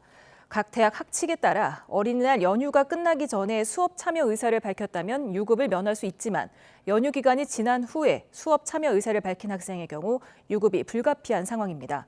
교육부는 앞서 밝힌 대로 원칙대로 추가적인 학사 유연화 정책은 없다는 점을 분명히 했습니다. 의대생 유급 재적 확정이 오늘 이뤄지는 가운데 의대생 단체가 의료 계약은 끝나지 않았다며 투쟁을 이어나가겠다는 뜻을 밝혔습니다. 전국 40개 의과대학 의학전문대학원 대표들은 오늘 공동 성명을 통해 의료체계를 파괴한 자들에게 원천적인 책임을 묻는 과정이 있어야 한다며 이같이 강조했습니다. 차기 교황을 선출하는 추기경단 비밀회의 콘클라베가 곧 바티칸 시스티나 성당에서 막을 올립니다. 추기경 선거인단의 3분의 2 이상 지지를 얻는 후보가 나올 때까지 비밀 투표가 이어지는데 엄격한 보안 속에서 오늘 밤에 첫 투표가 진행됩니다. 현장 연결합니다. 조수현 특파원. 네, 바티칸 성베드로 광장입니다. 예, 콘클라베 첫 투표가 곧 진행될 텐데요. 현장 분위기 어떻습니까? 네, 콘클라베 첫날인 오늘 이곳 바티칸에는 철통 보안이 이루어지면서 긴장감이 흐르고 있습니다. 이곳 시간으로 오후 3시, 한국 시간으로 잠시 뒤 밤 10시에 시스티나 성당에서 회의가 막을 올리는데요. 총 70개국 출신의 추기경 133명이 참석합니다. 추기경 선거인단은 3분의 2 이상, 즉 최소 89명의 지지를 얻는 후보가 나올 때까지 매일 비밀 투표에 참여합니다. 개인 휴대전화를 밖에 둬야 하고 콘클라베에서 일어나는 모든 일을 영구적으로 비밀에 붙인다는 서약도 해야 합니다. 첫날인 오늘은 오후 4시 반에 한 번만 투표하고 내일부터는 매일 오전과 오후에 각각 2차례씩 하루 4차례 투표하게 됩니다. 이번 콘클라베는 전쟁과 이주민 문제 등 전 세계적으로 여러 위기와 분쟁이 이어지는 상황에서 가톨릭 교회의 방향성을 결정하는 중요한 분기점이 될 전망입니다. 프란치스코 교황의 유산을 계승하느냐 아니면 보수주의로 회귀해 전통적 가치를 회복하느냐가 관건입니다. 또 유럽 출신의 교황이 나올지 아니면 다시 한번 비유럽 출신이 선출될지도 관심입니다. 교황청 2인자 파롤린 국무원장과 독일의 뮬러 추기경, 필리핀의 타글레 추기경 등이 유력 후보로 꼽히고 있습니다. 예, 콘클라베는 투표 결과를 알리는 방식이 독특한데요. 무엇보다 흰 연기가 피어오를 굴뚝에 관심이 쏠리고 있죠.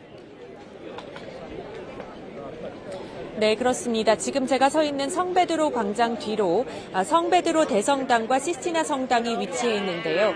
시스티나 성당 지붕에 설치된 굴뚝에 시선이 집중되고 있습니다. 하루에 2번 이 굴뚝에 투표용지를 태워 연기를 피우며 결과를 알립니다. 검은 연기가 올라오면 아직 교황이 선출되지 않았다는 뜻이고 흰 연기가 나오면 새 교황이 탄생했다는 것입니다. 저희가 현장에서 만난 시민들 중에는 이 장면을 보기 위해 내일이나 모레 다시 성베드로 광장을 찾겠다는 이들도 있었습니다. 첫 투표를 진행하기 1시간 반 전부터는 보안 유지를 위해 성베드로 광장을 제외한 바티칸 대부분 지역에서 휴대전화 통신이 제한될 예정입니다. 추기경들은 콘클라베에 앞서 비공개 회의를 이어가면서 서로를 알아가고 차기 교황의 정체성과 자질에 대해 공감대를 형성한 것으로 전해졌습니다. 교황청 대변인은 YTN에 아무도 결과를 예측할 수 없다고 전제하면서도 2일에서 3일이면 교황이 선출될 것으로 보고 있다고 말했습니다. 만약 사흘 동안에도 투표에서 교황이 선출되지 않으면 하루 동안 투표를 중단하고 기도와 대화의 시간을 갖게 됩니다. 20세기 들어 열린 콘클라베는 평균 4흘 만에 결과가 나왔습니다. 2005년 베네딕토 16세와 2013년 프란치스코 교황 선출 당시에는 모두 이틀 만에 마무리됐습니다. 지금까지 바티칸에서 YTN 조수연입니다. 카슈미르 총기 테러 사건 여파로 갈등을 빚던 인도와 파키스탄이 결국 무력 충돌로 치달았습니다. 양측 사상자가 130명에 달하는데요. 인도의 선제 공격에 파키스탄도 강력한 보복을 경고하면서 사실상 핵 보유국인 두 나라의 확전 가능성에 대한 우려가 커지고 있습니다. 박영진 기자입니다. 엄청난 폭발음과 함께 거대한 화염이 솟아오릅니다. 갑작스러운 미사일 공습에 주민들은 충격과 공포에 휩싸였습니다. 현지 시각 7일 새벽, 인도군이 파키스탄령 카슈미르 지역을 향해 미사일 공격을 감행했습니다. 인도는 지난달 22일 인도령 카슈미르 휴양지에서 벌어진 관광객 테러 공격에 파키스탄이 관련됐다는 사실을 확인했다며 추가 공격이 임박했다는 징후도 포착됐다고 주장했습니다. Our intelligence monitoring of Pakistan-based terrorist modules indicated that further attacks against India were impending. There was thus a compulsion both to deter and to preempt. 파키스탄도 즉각 미사일 보복에 나섰습니다. 테러리스트 관련 시설만 공격했다는 인도의 주장과 달리 민간인 피해가 속출했다며 더 강력한 응징을 경고했습니다. 또 인도가 카슈미르에 있는 수력발전소 댐을 공격했다고도 주장했습니다. दुश्मन के इस बुज़दिलाना बिला इश्तियाल बिला जवाज़ हमले का भरपूर जवाब अफवाज पाकिस्तान पाकिस्तानी कौम की हमायत से दे रही हैं और देती रहेंगी. 양측의 충돌로 민간인을 포함해 사상자가 속출했고 카슈미르 주요 공항도 폐쇄됐습니다. 국제사회의 승인 없이 핵무기를 보유한 인도와 파키스탄은 이스라엘 등과 함께 사실상 핵 보유국으로 불립니다. 70년 넘게 앙숙 관계로 갈등을 빚어온 두 나라의 무력 충돌에 국제사회는 우려를 표했습니다. They're nuclear states now, and they have not been afraid to use limited military force against each other, which is very worrisome given the nuclear factor. 다만 두 나라 모두 핵 보유국이라는 점은 오히려 서로에게 부담이고 파키스탄은 최악의 경제난, 인도는 관세전쟁 해결이 시급한 상황에서 대규모 전면전으로 번질 가능성은 크지 않다는 게 전문가들의 시각입니다. YTN 박영진입니다. 오늘은 종일 쾌청한 하늘이 함께했습니다. 퇴근길에도 이렇게 맑은 날씨가 이어지겠는데요. 다만 해가 진 뒤 기온이 빠르게 떨어집니다. 현재 서울 기온이 18도 안팎, 자정에는 12도까지 내려가는 등 어제와 비슷한 수준을 보이며 다소 쌀쌀하겠습니다. 내일은 맑은 날씨 속에 오늘보다 기온이 더 오르겠습니다. 서울 낮 기온이 25도, 광주도 25도까지 오르면서 따뜻함을 넘어 다소 덥게도 느껴지겠습니다. 다만 일교차가 10도 이상 크게 벌어지겠고 전국적으로 자외선이 무척 강해지는 가운데 오존 농도가 나쁨 수준을 보이는 곳도 많을 전망입니다. 날씨 정보였습니다.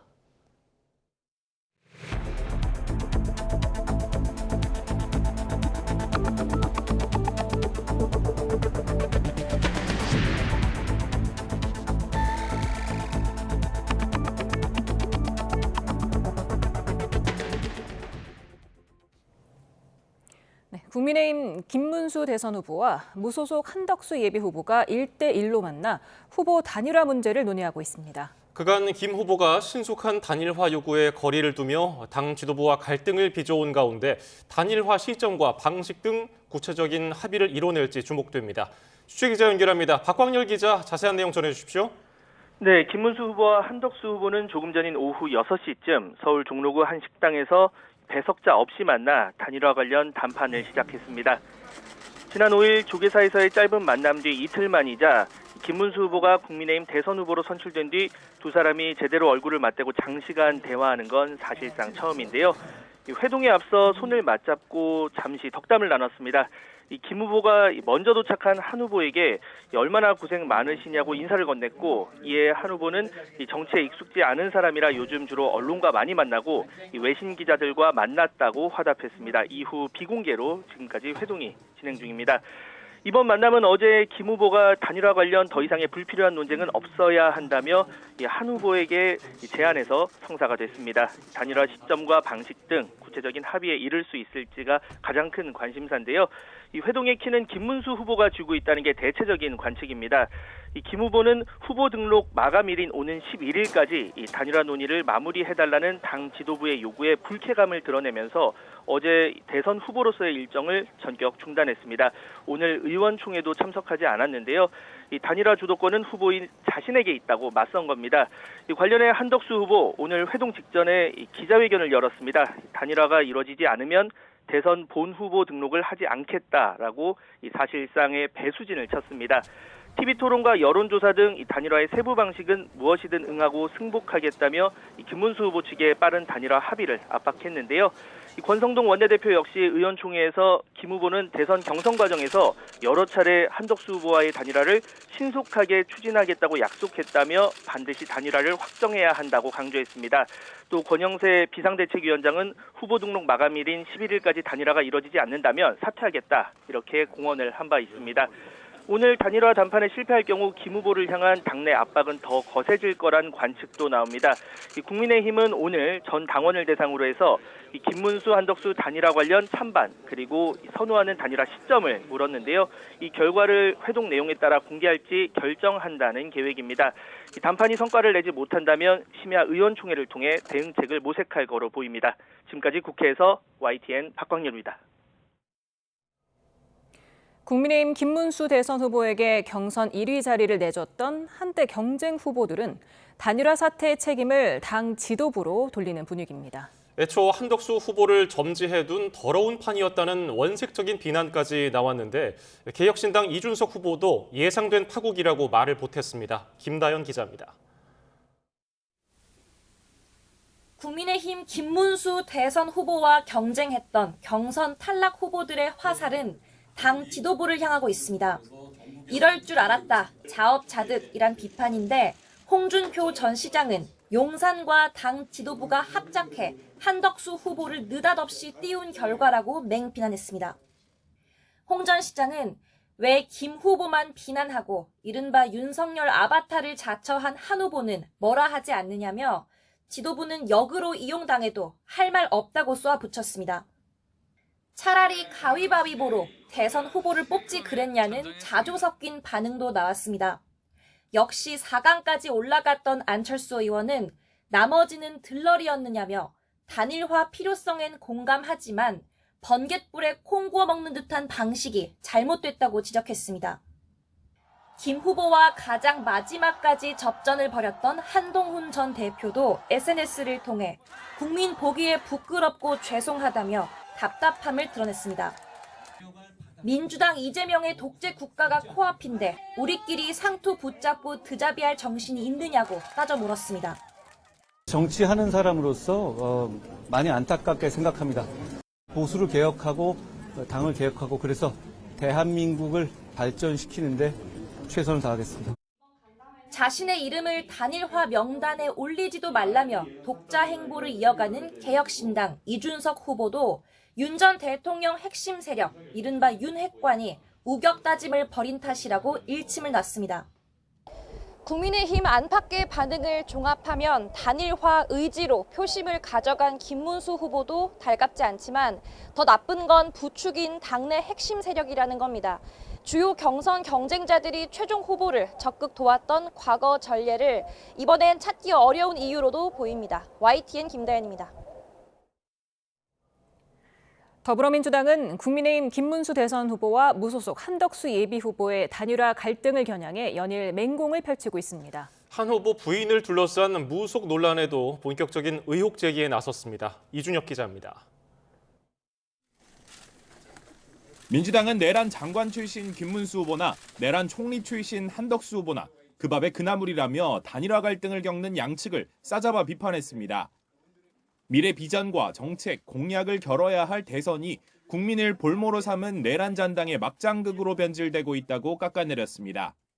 보수주의자들 중에서도 계엄은 옹호할 수 없다는 사람이 상당히 많습니다. 빅텐트도 의미가 별로 없고 단일화도 시너지가 날 수가 없을 거라고 저는 생각합니다. 민주당은 한 후보 배우자가 무속 전문가라는 일각의 의혹도 공개에 거론하면서 본격 공세를 예고했습니다. 한 후보 배우자가 도사에게 자문을 받았다거나 화가이면서도 관상이 어른거려 인물화는 그리지 않았다는 주장이 담긴 칼럼과 기사 등을 꺼내들었습니다. 무속에 심취한 대통령 부부가 나라를 쑥대밭으로 만들었는데 똑같이 무속 논란이 뒤따르는 한덕수 전 총리가 대선에 나오겠다니 정말 염치 없습니다. 앞서 해당 의혹을 제기했던 박지원 의원도 새빨간 거짓말이라는 한덕수 후보 반박에 나를 고소해서 진실을 밝히라고 재반박에 나섰습니다. 저하고 청와대에서 같이 일한 인연은 끝났습니다. 꼭 고소해서 함께 진실을 밝히는 것이 제2의 윤건희 무속공화국을 막는 길이다. 빅텐트 논의에 거론되는 새로운 민주당 이낙연 상임고문을 향해선 개헌연대가 아니라 내란연대라며 질타하는 목소리도 터져나왔습니다. 한때 그분께 기대를 가졌던 민주 시민들의 가슴에 커다란 대못을 박는 일입니다. 아무리 처지가 궁해도 그렇지 꼭 그렇게까지 해야 되는지 묻지 않을 수 없습니다. 민주당은 이른바 반이재명 빅텐트 단일화 논의의 결과가 어떻게 마무리되건 내란 종식에 초점을 둔 공세를 이어가겠다는 방침입니다. YTN 이준엽입니다. 더불어민주당 이재명 대선 후보의 선거법 사건 파기환송심 첫 재판이 오는 15일에서 대선 뒤인 다음 달 18일로 전격 연기됐습니다. 재판부는 선거운동 기회를 보장하고 공정성 논란을 없애기 위한 거라고 설명했습니다. 한동호 기자가 보도합니다. 민주당 이재명 대선 후보의 선거법 사건 파기환송심을 맡은 서울고등법원 형사 7부의 첫 공판기일 연기 결정은 전격적으로 나왔습니다. 이재명 후보 측은 오전 11시쯤 서울고법에 오는 15일로 예정된 첫 재판을 대선 이후인 6월 3일 이후로 미뤄달라고 신청했습니다. 대선 전에 재판을 진행하는 건 자유롭고 균등한 선거운동을 보장한 헌법 정신을 정면으로 거스른다는 이유였습니다.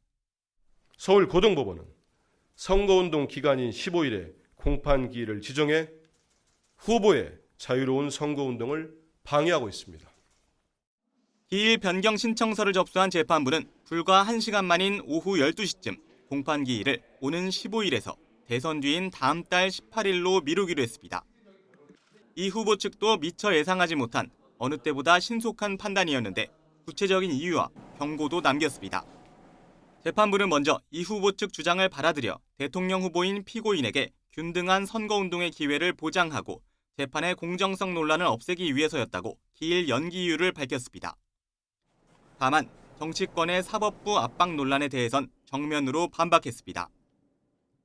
법원 내외부의 어떠한 영향이나 간섭을 받지 아니하고 오로지 헌법과 법률에 따라 독립하여 공정하게 재판할 거라고 강조했습니다. 이재명 후보는 지난 대선 과정에서 선거법을 위반한 혐의로 기소돼 1심에서 징역 1년에 집행유예 2년의 당선 무효형을 선고받았습니다. 하지만 2심에서 무죄가 내려졌고 대법원은 다시 유죄 취지로 사건을 서울고등법원으로 돌려보냈습니다. 이후 서울고법도 기록 송부 당일 오는 15일로 첫 기일을 잡으며 속전속결로 재판이 진행되는 것 아니냐는 관측이 나왔지만 재판부의 이번 결정과 민주당의 공직선거법 개정 추진 등으로 파기환송심 결과와 시점 모두 예측하기 어려워졌다는 분석입니다. YTN 한동우입니다. 서울고등법원이 이재명 후보의 선거법 파기환송심 재판을 연기한 데에는 법원 안팎의 비판 여론이 작용했을 거라는 주장이 나옵니다. 실제 현직 판사들이 실명으로 대법원을 향해 잇따라 비판의 목소리를 내기도 했습니다. 이경국 기자입니다. 사건 배당 당일 첫 기일을 잡고 통지서까지 발송하며 속도를 내는가 했던 서울고등법원의 기일 변경은 그야말로 전격적이었습니다. 서울고법은 이재명 후보의 선거법 파기환송심 재판을 대선 뒤로 미루며 재판부의 독립성을 강조했지만 현실적으로는 법원 안팎에서 제기된 여러 비판을 의식하지 않을 수 없었을 거라는 분석이 나옵니다.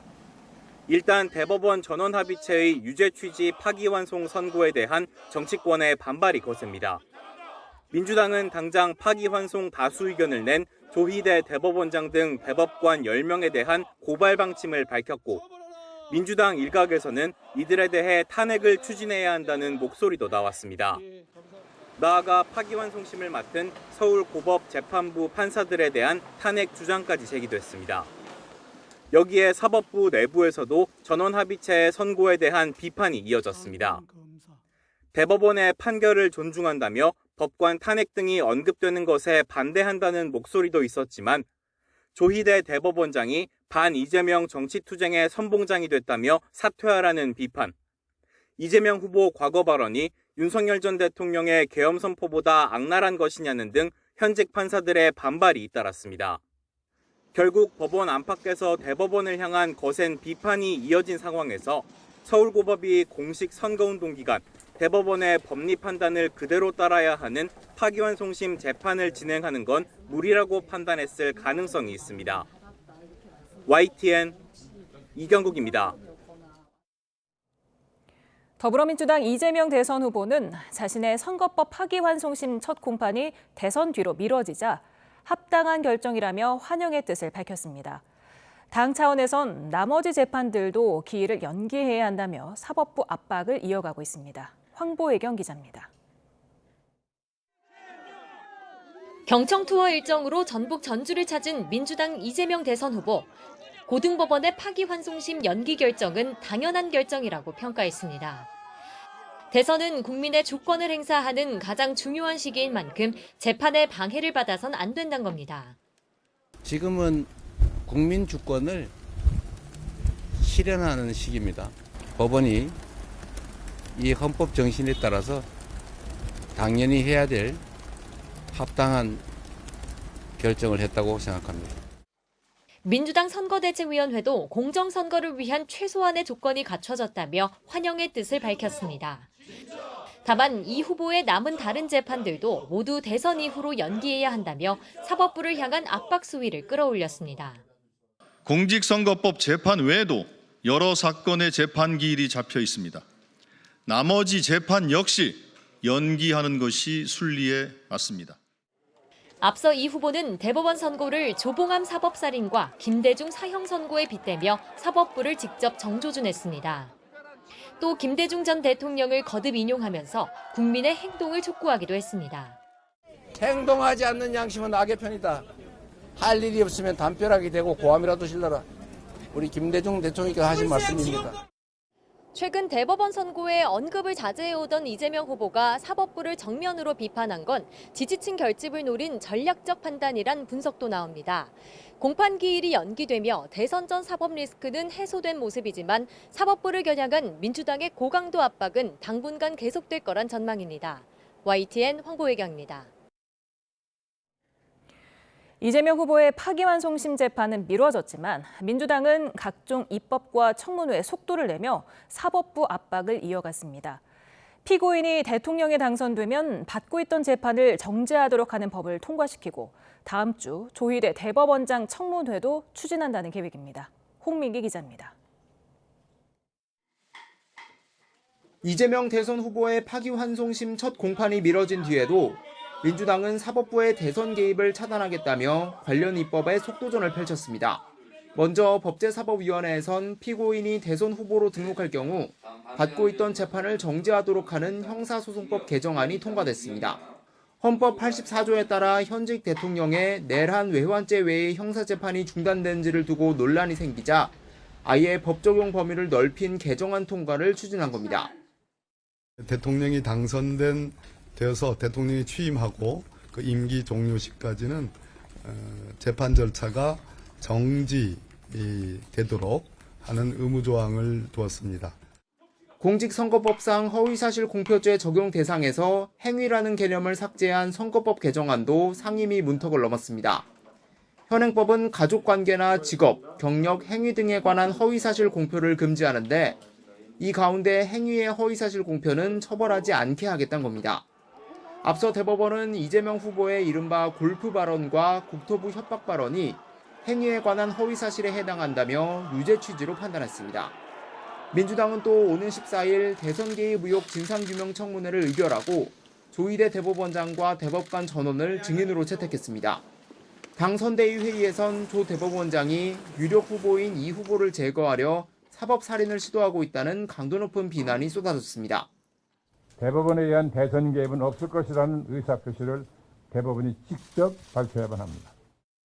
민주당은 법관 탄핵 카드는 여전히 살아있다면서도 추진 여부와 구체적 시점 등은 추후 검토하겠다며 사태 추이를 지켜보는 기류입니다. 다만 일각에선 강경 일변도의 대응책들이 중도층의 반발을 불러올 수 있다는 우려도 나옵니다. YTN 홍민기입니다. 민주당이 각종 국회 상임위를 중심으로 법 개정을 추진하자 국민의힘은 차라리 이재명 후보에게 유죄를 주지 않는 법을 대놓고 만들라고 목소리를 높였습니다. 진행 중이던 이 후보의 각종 재판이 연기된 걸 두고도 민주당의 겁박 탓이라고 날을 세웠습니다. 임성재 기자의 보도입니다. 국민의힘은 민주당이 이재명 대선 후보를 위한 맞춤형 입법 로비기관으로 전락했다며 비판 수위를 끌어올렸습니다. 민주당이 추진하는 형사소송법과 공직선거법 개정으로 수혜를 보는 건 이 후보 한 명뿐이라며 차라리 이재명 유죄 금지법을 만드는 게 어떻겠냐고 비꼬았습니다. 법안에 이재명 주민번호 땡땡땡 쳐놓고 이 사람은 신성불가침의 존재이니 무조건 무죄다라고 쓰십시오. 이 후보 공직선거법 사건 파기환송 이후 사법부를 향한 민주당의 압박이 도를 넘어섰다는 주장도 빼놓지 않았습니다.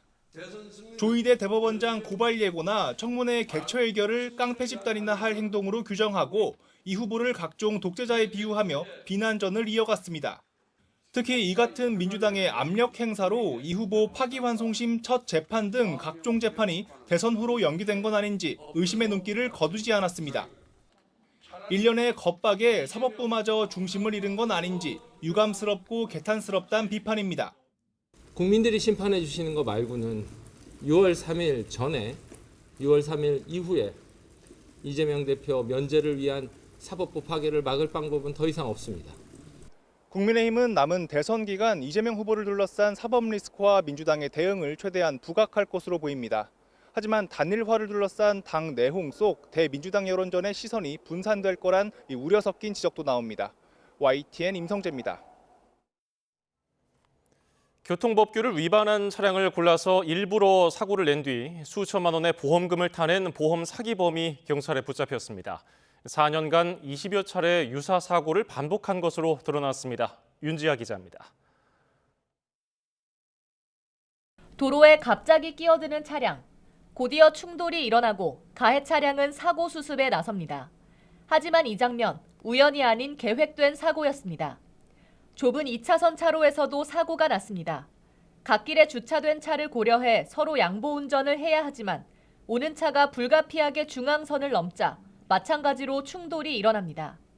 60대 남성 A씨는 지난 2021년부터 전북 전주와 완주 일대에서 중앙선 침범이나 진로 변경 등 교통법규를 위반한 차량만 골라 일부러 사고를 냈습니다. 진로 변경한 차량이 앞에 보이는데도 갖다 들이받는 식이거든요. 멈춰야 되는데 의도적으로 갖다가 멈춰야 되는데 갖다가 들이받는 것이 보이거든요. 사고는 모두 22차례. 이 가운데 14건은 국과수와 도로교통공단이 고의사고로 판단했습니다. 피의자는 보험사로부터 5,200만 원 상당의 보험금을 받아 챙겼습니다. 반복되는 장소도 있고요. 피해자들 일부 진술에서 본인이 사고 처리를 하는 과정에서 수습하는데 옆에 지나가는 어떤 사람이 저 어르신 아침에 나하고 접촉사고가 있었는데 또 여기서 또 교통사고를. 해당 남성은 고의사고 혐의에 대해 부인하고 있지만 경찰은 블랙박스 영상과 CCTV를 분석해 보험사기방지특별법 위반 혐의로 입건했습니다. 경찰은 피의자를 불구속 송치할 예정이며 비슷한 범행이 더 있었는지 수사를 이어갈 방침입니다. 앞서 경찰은 올해 들어 지난달까지 전북 도내에서 보험사기방지특별법 위반 혐의로 32명을 붙잡았습니다. YTN 윤지아입니다. 고 김세론 씨의 유족이 배우 김수현 씨를 아동복지법 위반 혐의 등으로 고소했습니다. 김세론 씨가 생전에 지인에게 했던 말이 담긴 녹취 파일이 근거로 제시됐는데 김수현 씨 측은 조작된 음성이라고 반박했습니다. 송지인 기자입니다. 배우 김수현 씨가 직접 나서 미성년자와 연애를 공개 부인한 지 한 달여 만에 고 김세론 씨 유족 측이 유튜버와 함께 기자회견을 열었습니다. 유튜버는 기자회견에서 김세론 씨가 숨지기 한 달 전쯤 미국에서 만난 지인에게 했던 말이라며 육성 녹취록을 공개했는데 그 안에는 김세론 씨가 중학생 때부터 배우 김수현 씨와 교제했고 성적 관계를 맺은 것도 그때부터였다고 말하는 내용이 포함됐습니다. 유족 측은 이를 근거로 김수현 씨를 아동복지법 위반과 무고 혐의로 경찰에 고소했다고 밝혔습니다. 최근 들어 이번 사건 대응을 삼가왔지만 김세론 씨 동의 아래 대화를 녹음했던 지인이 사이버 레커들에게 시달리는 걸 넘어 최근엔 피습까지 당하게 되면서 음성 공개에 동의한 거로 전해졌습니다. 과거 사생활이 지금 폭로되는 부분이기 때문에 그 부분에 대해서 유족 측도 당연히 이런 부분에 대해서 비난을 받고 있기 때문에 많은 고민을 하였지만 자신을 도와주려고 하는 사람이 이렇게 피습되는 상황에서 이에 김수현 씨 소속사 측은 즉각 입장을 내고 인공지능 등으로 조작된 녹취라고 반박했습니다. 앞서 소속사 측에도 김수현 씨에게 유리한 녹취가 있다며 사기꾼이 접근했는데 자신의 요구가 통하지 않자 이번 기자회견을 연 유튜버를 통해 녹취를 공개한 거라고 주장했습니다. 회견에서 피습 사진이라고 제시된 것도 인터넷 검색으로 바로 찾을 수 있는 것들이라며 유튜버에 대한 추가 고소고발을 예고했습니다. YTN 송재인입니다. 연휴가 끝날 첫날 서울 시내버스 노조가 다시 준법 운행에 나섰습니다. 다행히 출근길 모습은 평소와 크게 다르지 않았지만 통상임금 관련 임금 협상이 난항을 거듭하면서 노사 모두 각각 공동 대응에 나서 갈등이 커질 우려도 나옵니다. 김현아 기자입니다. 출근길 서울 광화문 앞 사거리. 버스 차창 앞에 준법 투쟁 피켓이 다시 붙은 걸 빼면 출근길 풍경은 평소와 비슷했습니다. 불편하지 않고 그냥 그대로 운행했어요. 그래가지고 편안하게 그냥 왔습니다. 걱정이 되죠. 아무래도 운행을 못하면은 오는 길에 불편하지. 저 같은 경우는 다리가 불편하니까 지하철 타는 게 좀 불편하거든. 일단 서울시가 출근 시간대 지하철 투입을 늘린 데다 노조의 준법 투쟁이 승객 착석 뒤 출발이나 급출발, 급제동 금지 등 도로 안전 규정을 철저히 지키는 정도의 경고성에 그친 덕입니다. 다행히 노사가 정면 충돌을 피하긴 했지만 협상은 평행선을 달리고 있습니다. 대법원의 통상임금 판례 관련 임금체계 조정을 놓고 노사 입장차가 여전한 상황으로 노조는 전국 버스노조 지역 대표자 회의에서 파업이나 공동대응 등 향후 투쟁 방향을 결정할 예정입니다. 서울과 경기, 인천, 부산 등 버스 준공영제를 운영하는 10개 지방자치단체도 공동대응에 나섰습니다. 이들은 통상임금 판결로 시내버스 인건비가 올라가면 운송 비용이 급등하고 지자체의 비용 보전 부담이 커질 수 있는 만큼 임금체계 개편 등 제도적 대응책 마련에 집중할 계획입니다. YTN 김현아입니다. SK텔레콤의 해킹 사고 뒤 25만 명 가까운 이용자가 다른 통신사로 옮겨간 것으로 나타났습니다.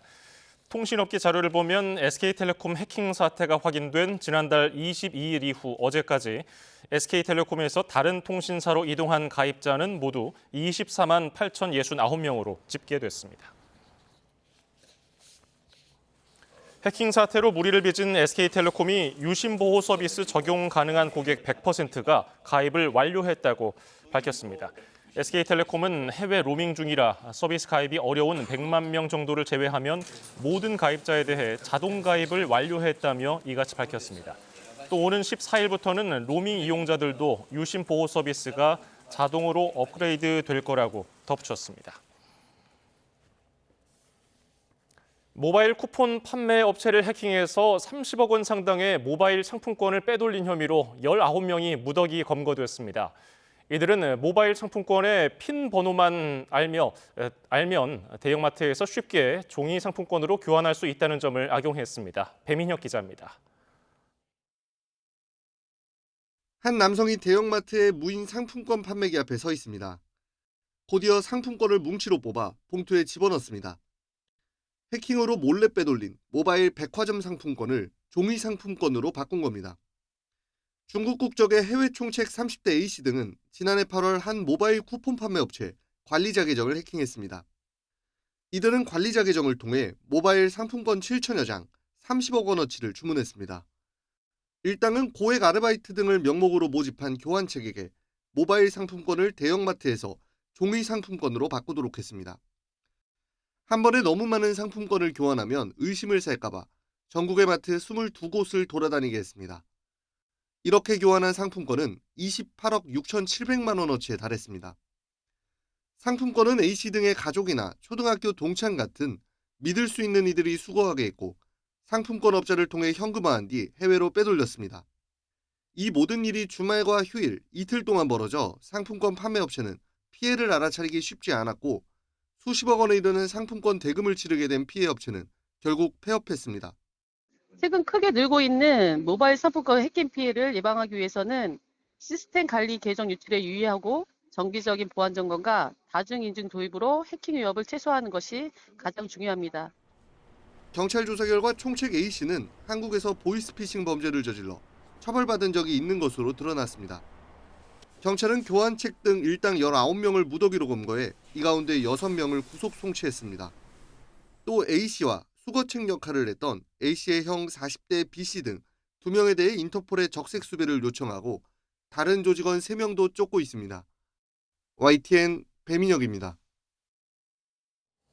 김문수, 한덕수 후보 독대가 종료된 것으로 보입니다. 현장 연결합니다. 일단 아까 한덕수 후보께서 입장 발표를 하셨던 그 내용대로 똑같습니다. 그 내용들 다 아시죠? 당에서 단일화에 대해서 입장을 정해달라. 그렇게 입장이 정해지게 되면은 그 입장에 응할 것이고 그리고 그 결과에 승복할 것이다. 여기까지입니다. 단일화 시안이나 이런 거 관련해서 이견이 있으셨던 거죠? 그래서 그런 내용 자체가 없었던 것 같습니다. 그럼 어떤 의미인지 말씀. 그런 내용.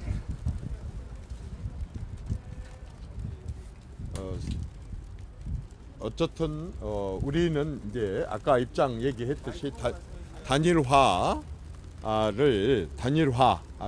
원칙이고 그다음에 목표가 정치를 바꿔서 경제를 살리겠다라고 하는 입장.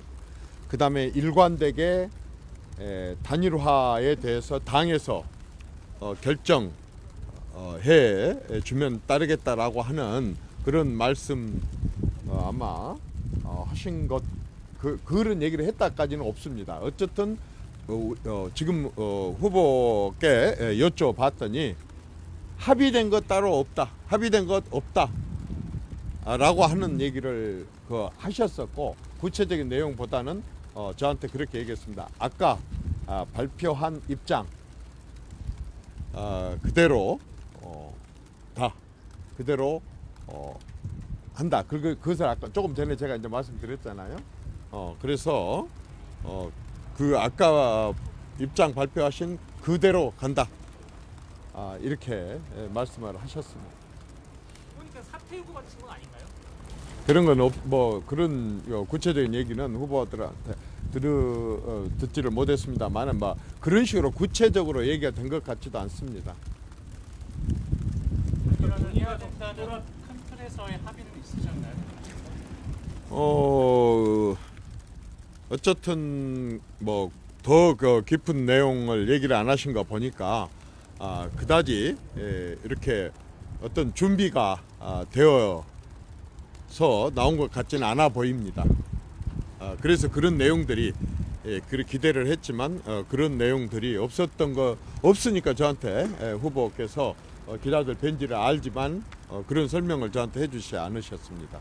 제가 배석을 안 했기 때문에 구체적으로 어떤 내용이 있었는지는 모르겠지만 어쨌든 없었습니다.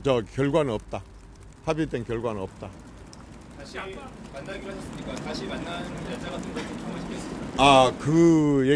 그 얘기는 한번 제가 여쭤봤었습니다. 없었다라고 그랬습니다. 그러면은 단일 협상이 지금 끝난 건 아닌 건가요? 아니면 계속 앞으로 두 후보께서 논의를 하시는 건가요? 어떤 단일화에 아직 우리가 11일까지 얘기를 했었으니까 그 사이에 어떤 접촉이 있을런지는 모르겠지만 어쨌든 만나자 그랬고 만났고 오늘은 결과가 없고 다시 만나자라고 하는 얘기는 오늘은 없었던 것 같아요.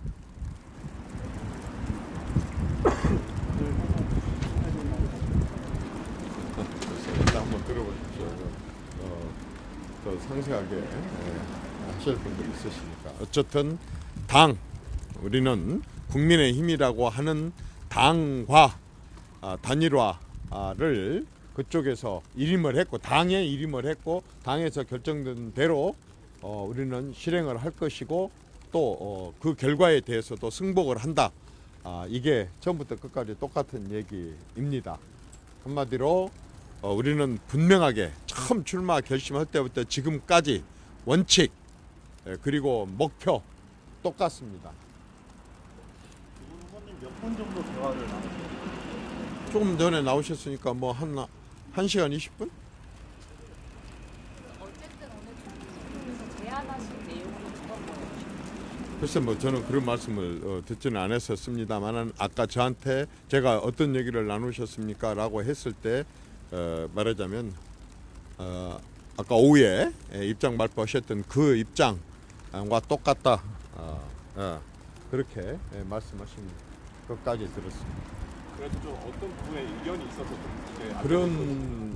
그런 얘기들은 없었습니다.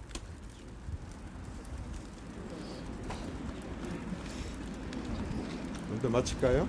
내용이 없으니 내가 한없이 서 있을 수도 없고 여러분들 추우시니까 또 제가 비켜줘야지 나오셔서 이제 더 상세하게 하실 거니까 이 부분 이 정도로 해서 마치겠습니다.